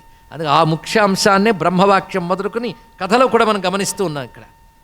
అటు తర్వాత వివాహమైనది. దేవతలందరూ చాలా సంతోషించారు. శివపార్వతుల వివాహం జరిగిన తర్వాత దుఃఖం అనేది లేదు. అయితే ఒక రతీదేవికి మాత్రం దుఃఖం ఉంది. ఎంత లోకంలో అందరూ ఆనందంగా ఉన్నా వాళ్ళు ఆయన లేకపోతే అప్పుడు దుఃఖమే. ఆ దుఃఖం కూడా పోగొట్టాడు పరమేశ్వరుడు. పార్వతీదేవిని ఒక్కసారి చూశాడు అనుగ్రహించని. ఆయన అనుమతి తీసుకుని పార్వతీదేవి మన్మధుని తిరిగి బ్రతికించినది. ఎలా బ్రతికించింది అంటే శివుడు తగలబెట్టిన దేహాన్ని ఇవ్వలేదు. ఎవరికి కనబడనిది కేవలం రతీదేవికి మాత్రమే గోచరించే స్వరూపాన్ని ఇచ్చింది ఆ తల్లి. ఎంత చక్కగా చేసిందో. హరనేత్రాగ్ని సందగ్ధ కామసంజీవనౌషధి ఈ విధంగా అనుగ్రహించింది. ఆ తర్వాత శివపార్వతులు వివాహమైన తర్వాత ఆనందంగా విహారములో ఉన్నారు. వారి విహార సమయంలో విహారము తపస్సు అన్నాడు ఇక్కడ. అంటే ఇంతవరకు విడివిడిగా తపస్సు కలిసి తపస్సుగా ఎలా వెళుతున్నదో చెప్పాడు. సురతేనైవ మహతా తపసాహి సమాగమే. ఇవన్నీ రహస్యవాక్యం నుండి స్కాంద పురాణం. అందుకే యథాతథంగా వాక్యం తీసుకుంటున్నాం. పెద్దలు గ్రహించగలరు ఇందులో. సురతేన మహతా తపసా సమాగమే. వాళ్ళ మహతా తపస గొప్పదైన తపస్సు ఏంటంటే వారు ఒకరి యందు ఒకరు ఆసక్తి కలిగి రమించుటయే తపస్సు అన్నాడు. ఆ తపస్సు సమాగమే, వాళ్ళ ఉభయుల సమాగమమే ఒక తపస్సు అన్నారు. ఆ తపఫలంగా పరమేశ్వరుడు యొక్క ఆ తేజస్సు వెలికి వచ్చేటప్పుడు ఒక ప్రకంపన వచ్చేది. ప్రళయకాలం లాంటి ఒక ప్రకంపన వచ్చింది. దానితో దేవతలు భయపడ్డారు. తారకాసురుడు గోల అటుంచి ఇప్పుడు మహాప్రళయం వస్తుంది, జగత్తే మిగిలేటట్లేదు అనేటువంటి భయస్థితిలో వీళ్ళందరూ విష్ణువుని ఆశ్రయిస్తే అప్పుడు విష్ణువు బ్రహ్మ చేసిన పని ఏంటంటే అగ్నిని పిలిచారు. ఈ అగ్నిని శివపార్వతుల భవనానికి ముందు ప్రాంగణంలో నిలబడమని చెప్పారు. ఆయన వెళ్ళి భవతీ భిక్షాందేహి అన్నాడు. ఆయన ఇంటికి భిక్షకుడు రాగానే ముందు గృహస్థులు ఆదరించాలి కనుక తల్లి వెంటనే చలించింది. పరమేశ్వరుడు యొక్క తేజస్సు అప్పుడు పతనమైనది. ఆవిడ వెంటనే లేచి భిక్షకుడు వచ్చాడని చూస్తే ఎదురుగా వాడు భిక్షకుడుగా గోచరించాడు. వెంటనే వంచన చేసి వచ్చావని చెప్పి కాళీ రూపం ధరించింది ఆవిడ. అగ్ని వణికిపోయాడు.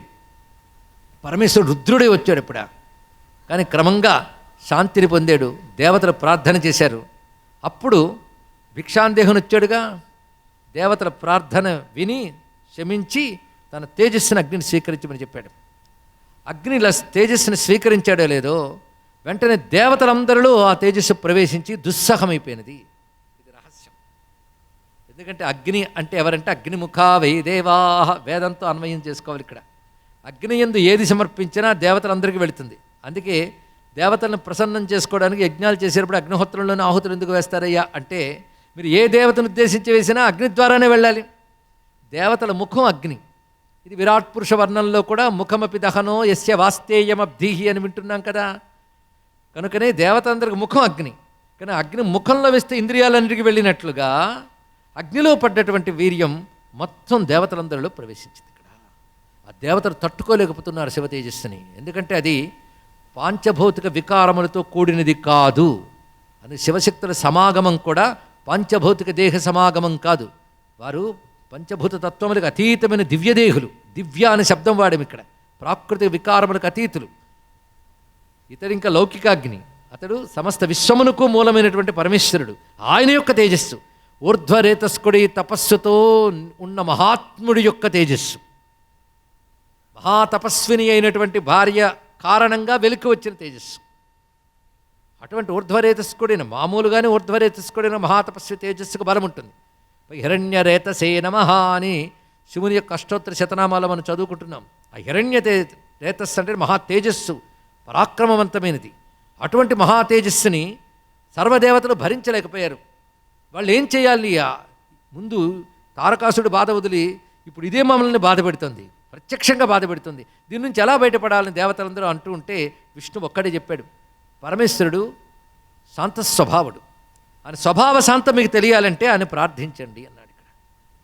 అప్పుడు వారందరూ శివుని ఉద్దేశించి అద్భుతమైన ఒక స్తోత్రాన్ని చేస్తారు. ఈ స్తోత్రం కూడా స్కాంద పురాణంలో చాలా విశేషంగా చెప్పబడుతున్నది.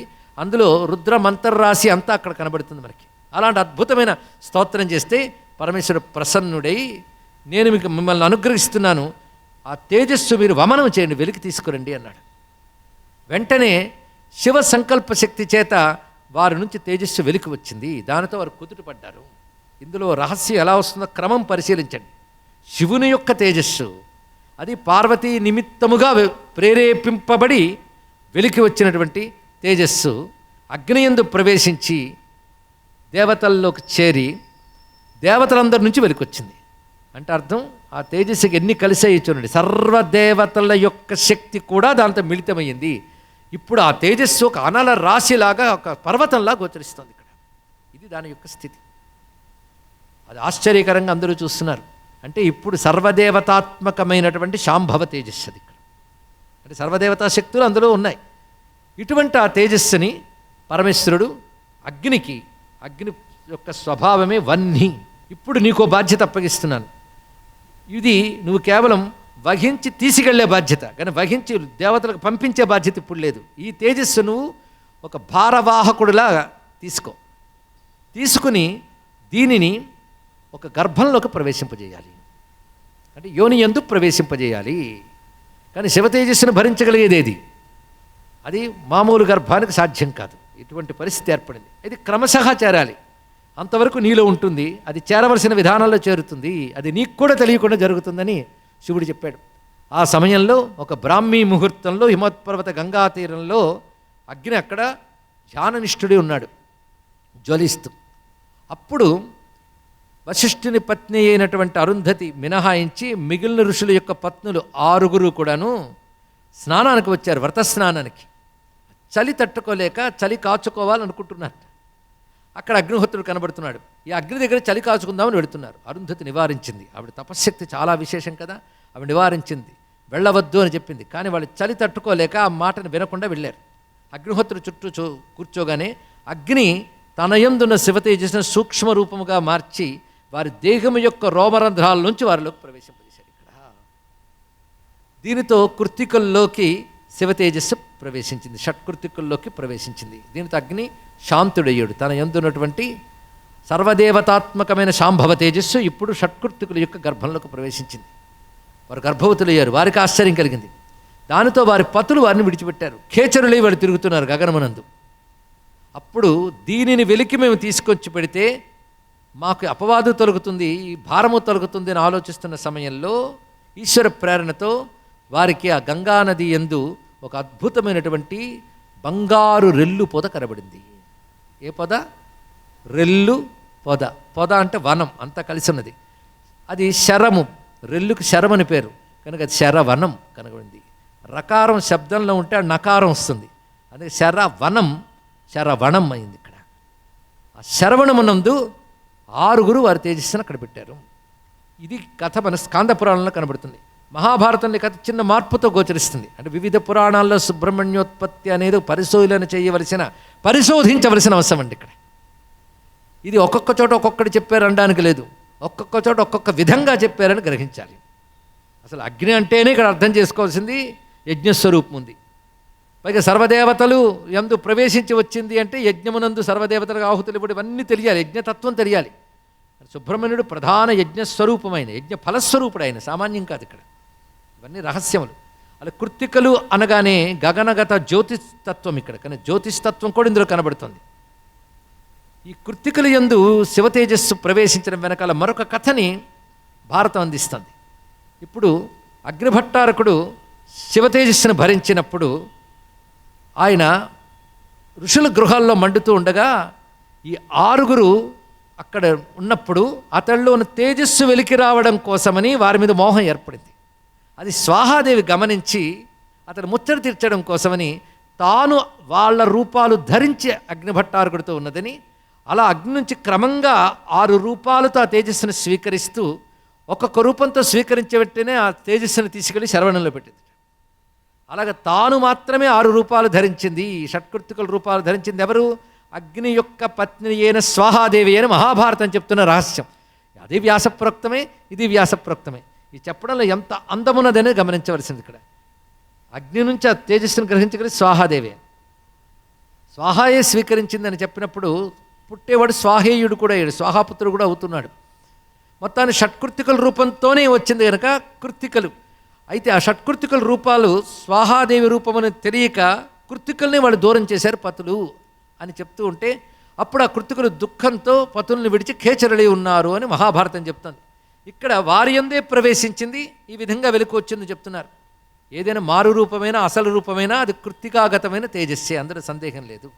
అందుకే షట్కృత్తికల యొక్క గర్భము నుంచి వచ్చినటువంటి అగ్ని ద్వారా లభించిన శివతేజస్సు. ఇక్కడ మనం గమనించవలసింది, పరమేశ్వరుని నుంచి వచ్చిందంటే నా ఆకాశం కంటే అతీతుడు, ఆయన నుంచి వచ్చిందంటే ఆకాశము, తర్వాత వాయుతత్వం, దాని తర్వాత భూమి యందు ప్రవేశించింది, అగ్ని స్వీకరించాడు, అగ్ని స్వీకరించి క్రమంగా కృత్తికలు యందు ప్రవేశింపజేశాడు, కృత్తికలు జలముల యందు ప్రవేశింపజేశారు. మీరు పంచభూత తత్వములు ఇందులో ఉన్నాయి గమనించండి. ఇక్కడ అంటే పంచభూతాలకు అతీతమైన శివతేజస్సు సర్వదేవతాత్మకమై క్రమంగా పంచభూతాలతో కలిసి ఒక రూపం స్వీకరించబోతోంది. అని పురాణ సంకేత భాషను అర్థం చేసుకునే ప్రయత్నం చేయాలి. అని పంచభూత తత్వము ప్లస్ ఈశ్వర తేజస్సు ఎన్నయ్యే? 6. ఈ 6 తెలుసుకోవాలి ఇక్కడ. అంటే పంచభూతములలో ఉన్న ఈశ్వరుడు, పంచభూతములు విడిగా ఈశ్వర తేజస్సు విడిగా కాదు, పంచభూతముల యందు ఉన్న ఈశ్వర తేజస్సు. కానీ ఈశ్వర తేజస్సు పంచభూతముల యందు, కానీ పంచభూతముల యందు అంటే కనబడుతున్నది. ఈశ్వర తేజస్సు అంటే పంచభూతాలు ఉంటూనే పంచభూతాలకు అతీతం. ఇది కలిపితే 6. ఆ 6 తత్వమే సుబ్రహ్మణ్యుడు. పంచభూతాత్మకమై పంచభూతాలకు అతీతమై ఉన్న ఈశ్వర తత్వమే సుబ్రహ్మణ్య తత్వము. ఇది 6 మనకు గోచరిస్తున్నది.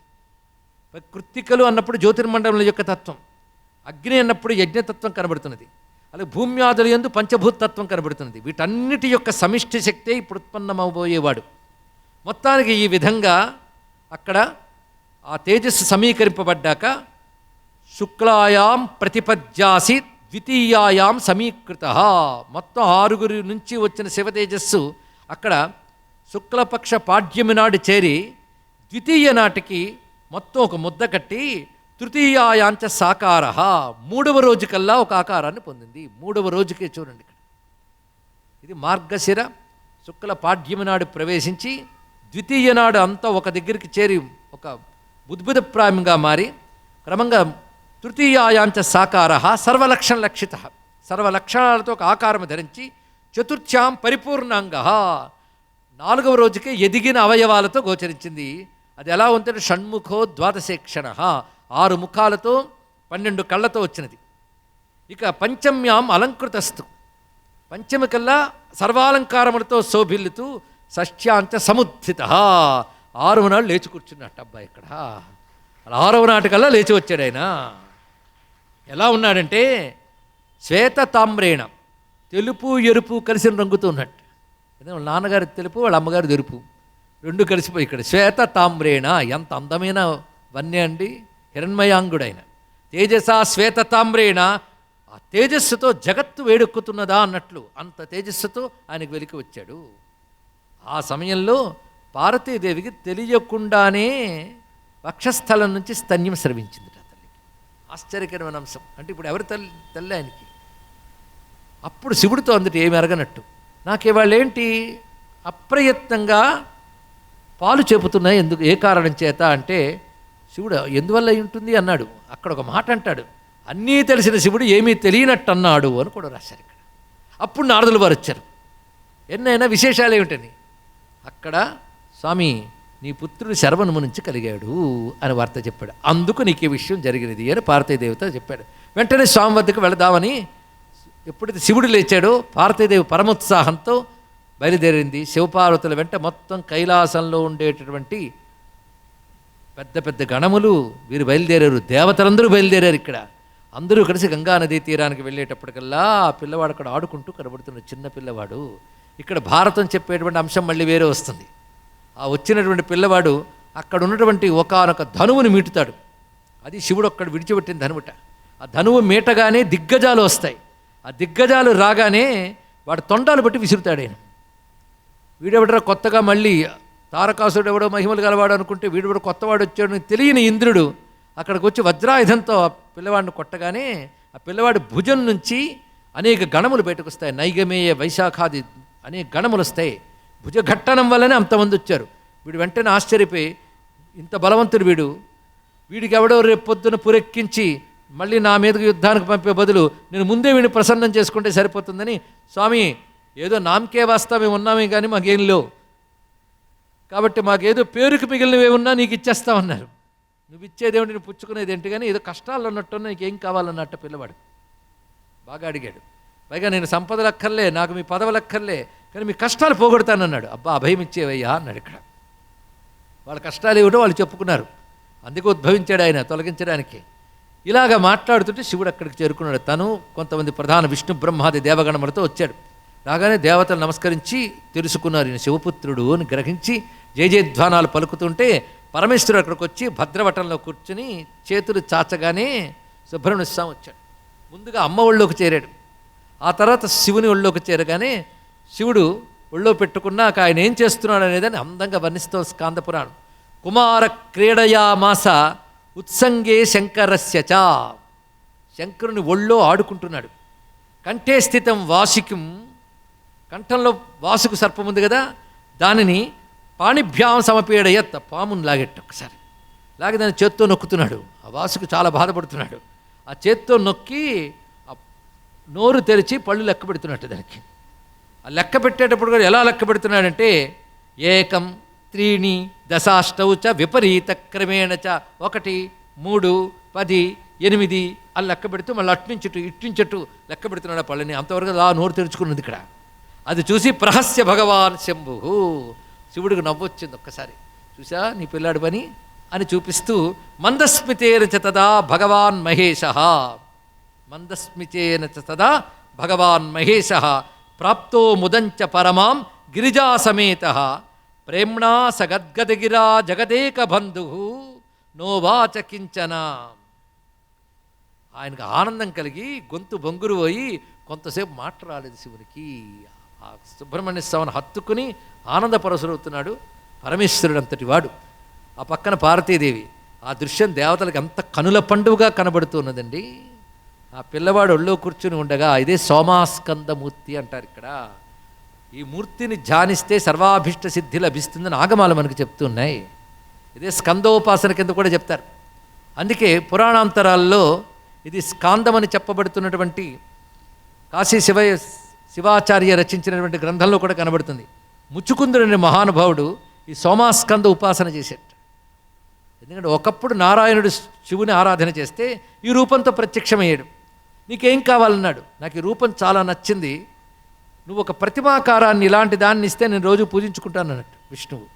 సరేనని ఆయన ఒక ప్రతిమగా ఈ సోమాస్కందమూర్తినిస్తే విష్ణువు దాన్ని ఒక పెట్టెలా చేసి కంఠంలో పెట్టుకున్నాడు. ఎందుకంటే తను యోగ నిద్రలో ఉన్నప్పుడు కూడా హృదయాన్ని తాకాలని అలా పెట్టుకున్నాడు ఆయన. అలా బహుకాలం ఉన్నాడు.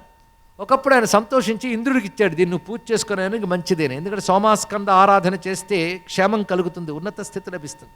అలా ఇంద్రుడు ఎప్పుడు పూజించేవాడు. అలాంటి ఇంద్రుడి వద్దకు ఒకసారి దేవదానవ యుద్ధంలో సహాయపడ్డానికి ముచ్చుకుందుడు వెళ్ళాడు.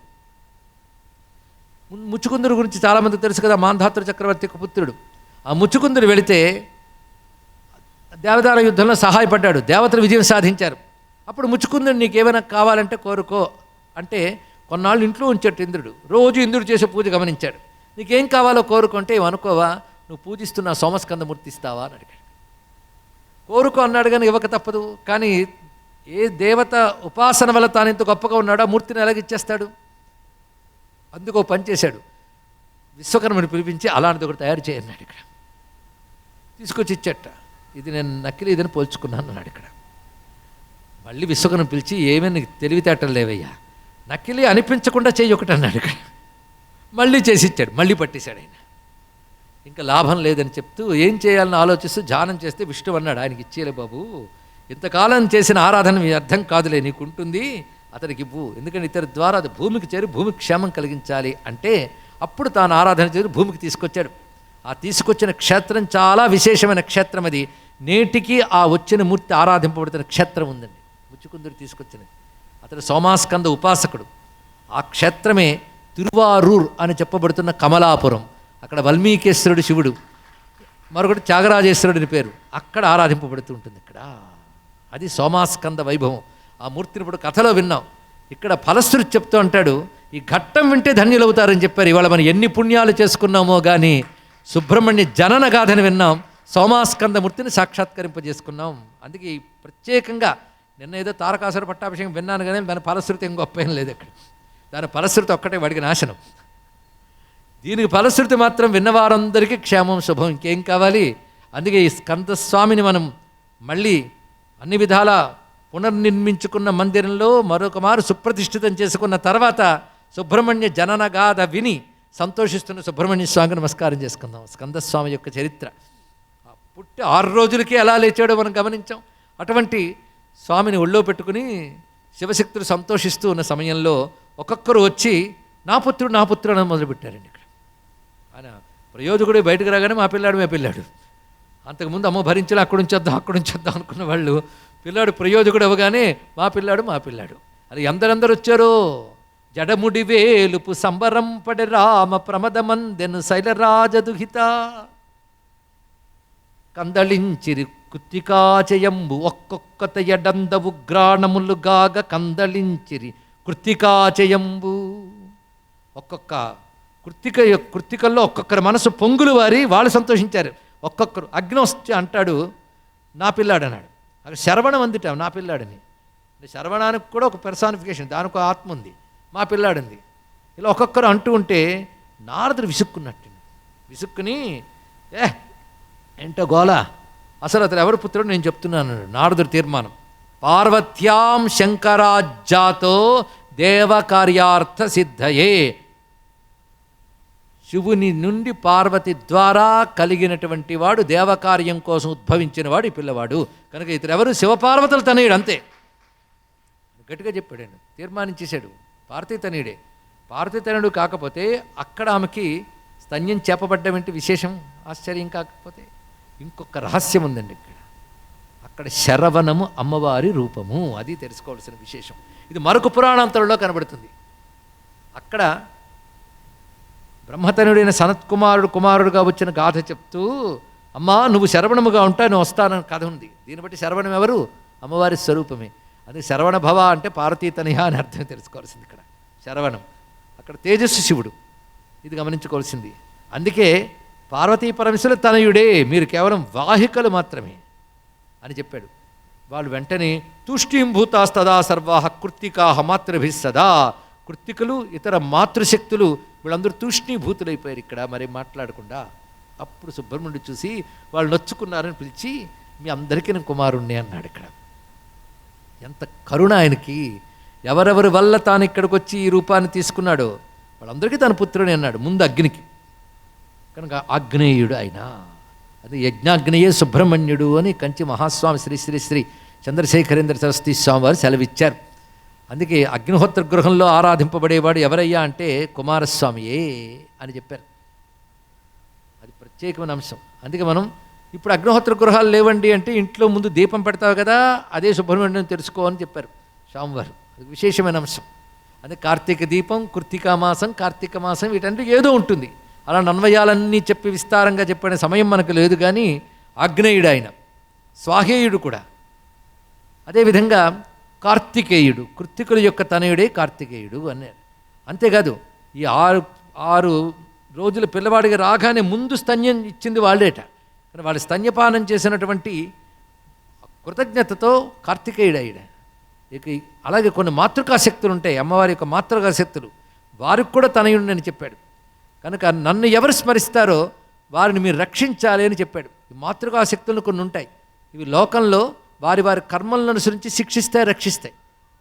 కానీ పాపకర్మల్ని కూడా శిక్షిస్తాయి. కానీ వాళ్ళు ఏదో పుణ్య విశేషం చేత కుమారారాధన చేసినట్లయితే అవి శిక్షించడమ్మా అని అనుగ్రహిస్తాయట.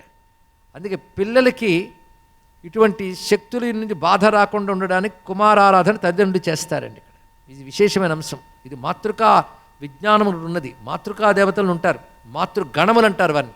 మన సప్తమాతృక గురించి వింటారు. ఇవి కాకుండా మాతృకా గణములు ఉంటారు. ఈ మాతృకా గణముల్లో వివిధ వయస్సులు వారు ఉంటారు. మాతృ గణములు అలాగే కొన్ని మాతృగ్రహములను కొన్ని ఉంటాయి. ఇది పెద్ద విజ్ఞానం అండి, ఎంత ఉందో తెలుసుకోవాలంటే. అయితే మనకు తెలియకపోయినా వాటి ఇంపాక్ట్ మాత్రం ఉంటుంది. తెలుసుకుంటే జాగ్రత్త పడతాం. ఇవన్నీ ఉంటాయి, ప్రపంచంలో ఉన్న దేవతా వ్యవస్థ ఇదంతా కూడా. కానీ సుబ్రహ్మణ్య ఆరాధన చేసినటువంటి వారికి అటువంటి పీడలు బాధలు ఉండవు. ఇది విశేషమైన అంశం. సత్సంతానం కలగడమే కాకుండా వంశవృద్ధికరహ అనే నామం, అది వంశవృద్ధి కలిగిస్తాడు, ఆ సంతానాన్ని రక్షిస్తాడు కూడా, వాళ్ళ ప్రయోజకులు అయ్యేటట్టు చేస్తాడు. అందుకే సుబ్రహ్మణ్య ఆరాధన అంత విశేషమైనది. ఇవి స్వామి వాళ్ళందరికీ వరాల రూపంలో ఇస్తాడు. అది కుమార శబ్దం, అందరూ కుమార కుమార అనడం మొదలుపెట్టారండి మొత్తం. దాన్ని బట్టి అందరూ కుమార అంటే ఏమని పడిపోయింది అక్కడ, నేను కుమార అయిపోయాడు, పేరే కుమారస్వామి అయిపోయింది. ఇందులో ఒక రహస్యం ఉంది. ప్రపంచమంతా ఏమంటుందంటే జగత్తుకి తల్లి తండ్రి ఎవరు, పార్వతీ పరమేశ్వరులు. కుమారుడెవరు, ఆ తల్లిదండ్రులు. కుమారుడెవరు, ఈయన. కానీ కుమార అంటే జగత్తుకి తల్లిదండ్రులు అయిన పార్వతీ పరమేశ్వరులు పుత్రుడు అనే భావనలు ఇందులో విశేషంగా కనబడుతుందండి. ఇక్కడ కుమార అనే మాటకి కేవలం పుత్రుడు అని మాత్రమే కాకుండా గొప్ప భావం ఆగమాల్లో మనకు కనబడుతుంది. కుత్సితాన్ మారయతీతి కుమార, ఇది రహస్యం. కుత్సితులని నశింపజేయేవాడు. కుత్సితులు అంటే దుర్మార్గులు, లోకకంటకులు. ఆ లోకకంటకులు దుష్టులు నశింపజేస్తాడు. కనుక కుమార అనేది ఒక విధంగా సార్థకమైపోయింది. ఆయన వచ్చినదే కుత్సితులైనటువంటి తారకాసురాది సర్వాసురుగణమును నశింపజేయట. అప్పుడు రాక్షసుడు అనేవాళ్ళు అక్కడ చేసేట మహానుభావుడు. అంటే రాక్షస జాతిని కాదు, లోకకంటకులైన వాళ్ళు లేకుండా చేశాడు ఆ మహానుభావుడు. అంటే కుత్సితుల్ని మారణం కలిగిస్తున్నాడు. కుత్సితులు అంటే మనకు తెలుస్తుంది చెడు. ఆ కుత్సిత గణములన్నిటినీ పోగొడుతున్నాడు కనుక కుమార. ఇప్పుడు ప్రతివాడు కుమారని పిలవచ్చు. మనం కూడా హే కుమారా అని పిలిచేమనుకోండి, నాలో నా చుట్టూ ఉన్న కుత్సితముల్ని నశింపజేయవయ్యా అని ప్రార్థించడమే. అది కుమార్ ఒక మంత్రం. స్వామికి ఎన్నున్నా సాధారణంగా కుమారస్వామిని అందరూ వ్యవహరిస్తూ ఉంటారు. వాడు పార్వతీ పరమేశ్వరుని తలంచుకోగానే వాడు కుమారుణ్ణి తలంచుకోవలసినది ఇక్కడ. పైగా విశ్వానికి వాళ్ళ తల్లిదండ్రులు కదా, మరి విశ్వం వాళ్ళకి ఏమవుతుంది? వారి నుంచి వచ్చిన విశ్వం వారికి ఏమవుతుందండి? కుమారస్థానమే. కనుక పార్వతీ పరమేశ్వరుల యొక్క స్వరూపముగా వారి నుంచి ఉద్భవించింది జగత్ అయినప్పుడు జగత్తంతా కుమారస్వరూపమే కావాలి. ఈ జగత్తు మీరు గమనిస్తే పార్వతీ పరమేశ్వరుడు దిక్కులకు అతీతులు, కానీ జగత్తుకు దిక్కులు ఉన్నాయి. ఎన్ని దిక్కులవి? 4 దిక్కులు పైన కింద, ఇంతే. ఎప్పుడు ఎన్నయ్యే? 6. ఈ 6 దిక్కులు వ్యాపించిందంతా శివశక్తి. కనుక 6 దిక్కుల్లో వ్యాపించిన శివశక్తి రూపమైన జగత్శక్తి ఏది ఉందో అదంతా సుబ్రహ్మణ్యుడే అని ఇది గమనించుకోవాల్సిన అంశం. కనుక 6 అనే దానికి ఎన్నో విశేషాలు ఉన్నాయి. కనుక 6 ముఖాలతోనే రావడం షట్కృత్తికల వల్ల మాత్రమే అనడానికి లేదు. ఇక్కడ శివశక్తుల తత్వమే 6. ఆయన పంచముఖుడు, ఆ తల్లి ఏకముఖంతో ప్రకాశిస్తున్నది. దీన్ని బట్టి సుబ్రహ్మణ్యుడు సర్వతోముఖుడు. అంటే 4 దిక్కులే కాదు, పైన క్రింద కూడా ప్రకాశం అయింది. సర్వతోముఖ ప్రకాశం కలిగిన వాడు షణ్ముఖుడు. సర్వతోముఖ అనే మాటే షణ్ముఖ అని అర్థం. ఇక్కడ అన్ని వైపులా గమనించేటువంటి సంపూర్ణ జ్ఞానస్వరూపుడు. ఇటువంటి స్వామి ఆవిర్భవించడం అంటే దేవతలు సంతోషిస్తూ ఉంటే పుత్రోత్సాహంతో దేవతలకి మీకేం కావాలో కోరుకోండి అన్నాడు. ఏది కావాలని నిన్నాళ్ళు తప్పించిపోయేమో అది లభించింది. స్వామి వచ్చాడు, ఇక జరగవలసింది అసుర సంహారమే అనగానే అప్పుడు దేవతలందరూ ఏం చేశారంటే దాసోహం అన్నారు సుబ్రహ్మణ్య స్వామికి. ఇక్కడ మేమందరం దాసులం ఆయనకి. కానీ మా సమస్త సేనలు ఒక్కొక్కరి కింద ఎన్నెన్ని సేనలు ఉన్నాయో, ఇంద్రుడి కింద వీళ్ళ కింద ఈ సేనలు మాతో సహా మా సేనలన్నీ కూడా ఈయనకే సేనలు అయిపోతున్నాం మాతో సహా. ఇంకా ఇంద్రసేన, యమసేన, వరుణసేన లేదు, మేమందరం ఈయనకే సేనలు అవుతున్నాం అనగానే అప్పుడు బ్రహ్మదేవుడు చాలా సంతోషించి శివునితో చెప్పాడు, నాయనా ఇప్పుడు ఈ పిల్లవాడికి నువ్వు పట్టాభిషేకం చేయాలి అని కోరుకుంటే అప్పుడు సుబ్రహ్మణ్య స్వామిని పట్టాభిషేకం చేస్తున్నాడు పరమేశ్వరుడు. ఒక్క రోజున ఎన్ని విషయాలు వస్తున్నాయండి ఇక్కడ. కుమారస్వామి జననం, సోమాస్కంద మూర్తి, ఇప్పుడు సుబ్రహ్మణ్య పట్టాభిషేకం. ఈ ఘట్టం నిజానికి చాలా విస్తారంగానే స్కాందంలోనే చెప్తున్నారు, మహాభారతంలో కూడా చెప్తారు ఈ ఘట్టాన్ని. దేవతలు వాళ్ళ గణముల వర్ణన ఉంటుంది ఇక్కడ. ఒక్కొక్క ఇక్కడ మనం దేవతా వ్యవస్థ అంటే ఏమిటో అర్థం చేసుకోవాలి. ముఖ్యంగా హిందూ మతంలో ఉన్న వారికి దేవతలపై పరిపూర్ణమైన ఎరుక కావాలండి. ఇప్పుడు ఇంకా తెలియాలి, ఎందుకంటే అన్ని మతాలు ఒకటే, హిందూ మతం ఒకటే. వారికో దేవుడు ఉన్నాడు, మనకు అందరూ దేవుళ్ళు ఉన్నారండి అంటాడు వీడు. మనకు దేవుళ్ళు ఉన్నారు వాళ్ళకి లేరు అన్నం కాదు, నీకున్నారు దేవుళ్ళు, దేవుళ్ళు ఉన్నారు అంతే, నీకున్నారు వాళ్ళకి లేరు కాదు, వాళ్ళకి లేరు అనుకున్న వాళ్ళకే ఉన్నారు, మనకి ఉన్నారు, ప్రపంచానికి దేవుళ్ళు ఉన్నారు, నీకు వాళ్ళకి కాదు ఇక్కడ. అయితే వాళ్ళకి ఆ దేవుళ్ళకి సంబంధించిన జ్ఞానం వాళ్ళకి లేదు, ఆ జ్ఞానం ఋషులు మనకి ఇచ్చారు, అది తేడా. అందుకే ప్రతి వాళ్ళని ఆ దేవుళ్ళే ఆడిస్తుంటారు, తెలుసుకోండి ఇక్కడ. అయితే భగవంతుడు ఒక్కడే కదండి, ఆ తెలివి నీకు చెప్పాడా భగవంతుడు ఒక్కడని? భగవంతుడు ఒక్కడే, ఎవడు చెప్పాడు నీకు? దేవుడు ఒక్కడేనండి, దేవుడు ఒక్కడే, నువ్వెవడు చెప్పడానికి? అందరు దేవుళ్ళు ఉన్నారు, నాకు కనబడరండి, నీకు నీలాంటి మొహాలే కనబడతాయి, దేవుళ్ళు ఎక్కడ కనబడతారు? వాళ్ళు ఇంద్రియాలకు అతీతులైనప్పుడు ఎక్కడ గోచరిస్తారు?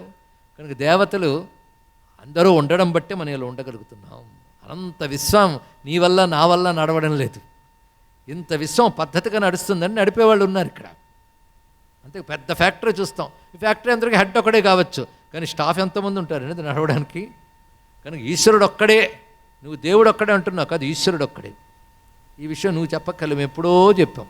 ఎందుకంటే హిందూ మతంలో ఎవడు ఈశ్వరులు అనడు, ఈశ్వరుడు అనే వాడతాడు. అక్కడే కనిపిస్తుంది ఏకహ, ఏకత్వం మాకు ఎవడు చెప్పక్కర్లే, మా దగ్గర ఉంది. అనేకత్వం అది ఎవడు చెప్పక్కర్లే, మా దగ్గర ఉన్నది. ఆ ఏకమే అనేకముగా వ్యక్తమైతే కానీ ప్రపంచం జరగట్లేదు. అనేకమే దేవతలు అంటే అర్థం. ఈ అనేకమైన దేవతల గణములు వర్ణిస్తారు ఇక్కడ. దీన్ని బట్టి మన దేవతా వ్యవస్థకి సంబంధించిన వైదిక జ్ఞానం అయితే మహాభారతం చదవాలి, స్కాంద పురాణం చదవాలి. ఇక్కడ వసువులు, రుద్రులు, ఆదిత్యులు, తుషితులు, సాధ్యులు, సిద్ధులు, చారణులు, గంధర్వులు, ఎన్ని రకాల దేవగణములు ఉంటాయో. ఆ దేవగణములు మూర్తులు, దేవతల్లో కూడా రెండు రకాలు ఉంటాయి, మూర్త అమూర్త. రూపాలు ధరించిన మూర్తులు కొందరు, రూపాలు అవసరం లేని శక్తులు కొందరు. ఇవి దేవతలే. కానీ మూర్త అమూర్త రూపాలతో ఎందరో దేవతలు ఉంటారు. ఈ సర్వదేవతలు సుబ్రహ్మణ్య స్వామికి అధీనంలో ఉన్నారు ఇక్కడ. ఎందుకంటే సర్వదేవత శాసకుడైన పరమేశ్వరుడు, ఆయన శక్తి, ఆ రెండు కలిసే కదా అతను. అందుకే అందమైన వర్ణన చేస్తారు అక్కడ వ్యాసుడు. ఎలా కనబడుతున్నాడంటే సుబ్రహ్మణ్యుడు శివుడు చిన్నపిల్లవాడయ్యాడా అన్నట్టు కనబడుతున్నట్ట. ఏం అద్భుతమైన భావన చేశారు ఇక్కడ. అంటే సుబ్రహ్మణ్యుడు ఎవరయ్యా? బాలశివుడైనయ్యా అన్నారు ఇక్కడ. అందుకే విష్ణుతత్వంలో బాలకృష్ణుడు, దేవీతత్వంలో బాలాత్రిపుర సుందరి ఎలాగో శివతత్వంలో బాలసుబ్రహ్మణ్య తత్వం అదే. అందుకే ఆయనకి శివుడికి ఏమీ భేదం లేదు, తెలుసుకోవాల్సింది ఇక్కడ. అయితే శివుడు ఎప్పుడు వ్యక్తం అవ్వాలంటే శక్తితోనే వ్యక్తమవుతాడు. కనుక ఈయన కేవల శివుడు అనకుండా శివశక్తి స్వరూపుడు అని చెప్తున్నాం. ఆత్మావి పుత్రనామాసిన శాస్త్రం ఎలాగో ఉన్నది కదా. పైగా ఆ శివుడు తన తపశ్శక్తిని అంతటిని కలబోస్తూ వచ్చాడు. ఇంక చూడండి, శివుడు తపశ్శక్తి కూడా, అటువంటి స్వరూపం. ఇప్పుడు ఆయనకు పట్టాభిషేకం. ఆ పట్టాభిషేకం చేస్తున్నప్పుడు ఇంద్రాది దేవతలు సువర్ణ కలశములు సిద్ధం చేసి ఉంచారు. అందులో గంగాదేవి స్వయంగా వచ్చి తన జలాలు నింపిందిట. మరికొన్ని కలశములు యందు కామధేనువుల క్షీరములు నింపబడి ఉన్నాయి. వాటి యందు భూదేవి పల్లవాలను నిక్షిప్తం చేసింది అక్కడ. దాని తర్వాత ఫలం పెట్టారు, ప్రతి కలశం మీద పూర్ణ ఫలాన్ని పెట్టారు. పెట్టిన తర్వాత సప్త మహర్షులు కాకుండా ఇతర మహర్షులందరూ కూడా కలిసి, సప్తర్షులతో పాటు ఇతర మహర్షులందరూ కలిసి వాటిని మంత్రితం చేశారు వేదమంత్రములతో. ఆ వేదమంత్రములతో మంత్రితం చేసిన వెంటనే ప్రథమంగా ఆ జలాన్ని తీసుకుని సింహాసనం మీద కూర్చోబెట్టి శివుడు జలాన్ని పోసాడు, అభిషేకం మొదలుపెట్టాడు ఇక్కడ. ఆ తర్వాత ప్రధానమైన ఋత్విగ్గణము, దేవగణము అభిషిక్తం చేసిన తర్వాత ఆ సుబ్రహ్మణ్య స్వామిని శుభ్రమైన వస్త్రాలతో శుద్ధ చేసి తర్వాత పొడి వస్త్రాలు చక్కగా కట్టి ఆయన కూర్చోబెట్టి అటుపై రమ్యమైనటువంటి ఒక బంగారు కిరీటాన్ని బ్రహ్మదేవుడి పళ్ళెల్లో పట్టుకొస్తే పార్వతీ సహితుడైన పరమేశ్వరుడు ఆ కిరీటాన్ని తీసుకొచ్చి సుబ్రహ్మణ్య స్వామి తలపై పెట్టి దేవసేనాపతిగా ప్రకటిస్తూ పట్టాభిషేకం చేశాడు. ఎప్పుడైతే కుమారస్వామి పట్టాభిషిక్తుడయ్యాడో కుసుమవృష్టి కురిసింది, దేవదిందువులు మార్మ్రోగాయి, లోకములన్నీ ఆనందిస్తున్నాయి, అసురుడికి తెలియని భయం పుట్టుకుంది. ఈ విధంగా కుమారస్వామికి పట్టాభిషేకం జరిగినది. నిన్నేమో తారక పట్టాభిషేకం, ఇవాళ కుమార పట్టాభిషేకం. అసలు కావాల్సింది ఇది. కుమార పట్టాభిషేకం మహోత్సవం జరిగినది. దేవతలందు ఉత్సాహపూరితులయ్యారు. పైగా 7వ రోజు ఆయన బయలుదేరుతున్నాడండి ఇక్కడ యుద్ధానికి. ఆ బయలుదేరుతున్నప్పుడు, ఎందుకంటే మళ్ళీ ఆలస్యమై ముహూర్తం పెట్టేది ఏం లేదు, 6 రోజులు పూర్తయి వచ్చాడు, పట్టాభిషేకం అయిపోయింది. 7వ రోజు యుద్ధానికి సన్నద్ధుడై వెళుతున్నాడు. ముందు మనం చెప్పుకున్నట్టు దేవమానం ప్రకారం అనుకుంటే మన మానం ప్రకారం లెక్క కట్టి 7 సంవత్సరములు అని కొంతమంది లెక్క వ్యాఖ్యానించారు. ఏమైనా మానవుడి శరీరం యొక్క ఎదుగుదల వేరు, స్వామి శరీరం యొక్క ఎదుగుదల వేరు. అసలు దేవతల కథే వేరు. కనుక ఎప్పుడైనా సరే కథలు విన్నప్పుడు మానవుడి స్థాయిలో దీన్ని చూడడానికి వీళ్ళే. దేవదానవుల యుద్ధం అనేటటువంటిది అభౌమం, అలౌకికం, అటువంటి యుద్ధం అది. యుద్ధంలో ఇంకా యుద్ధ వైభవం, స్కంద విజయం ఏదుందో అది రేపు మనం ప్రస్తావన చేసుకుని సర్వం శ్రీ సుబ్రహ్మణ్య చరణారవిందాలకు సమర్పించుకుందాం. వల్లీ దేవసేనా సమేత శ్రీ సుబ్రహ్మణ్య స్వామికి, శ్రీ సుబ్రహ్మణ్య స్వామికి, శ్రీ సుబ్రహ్మణ్య స్వామికి. నమః పార్వతీపతయే. హర హర మహాదేవ. సేనేశ భక్తపాలన తత్పరాధరహాస ముఖాంభోజ సుబ్రహ్మణ్య నమోస్తుతే.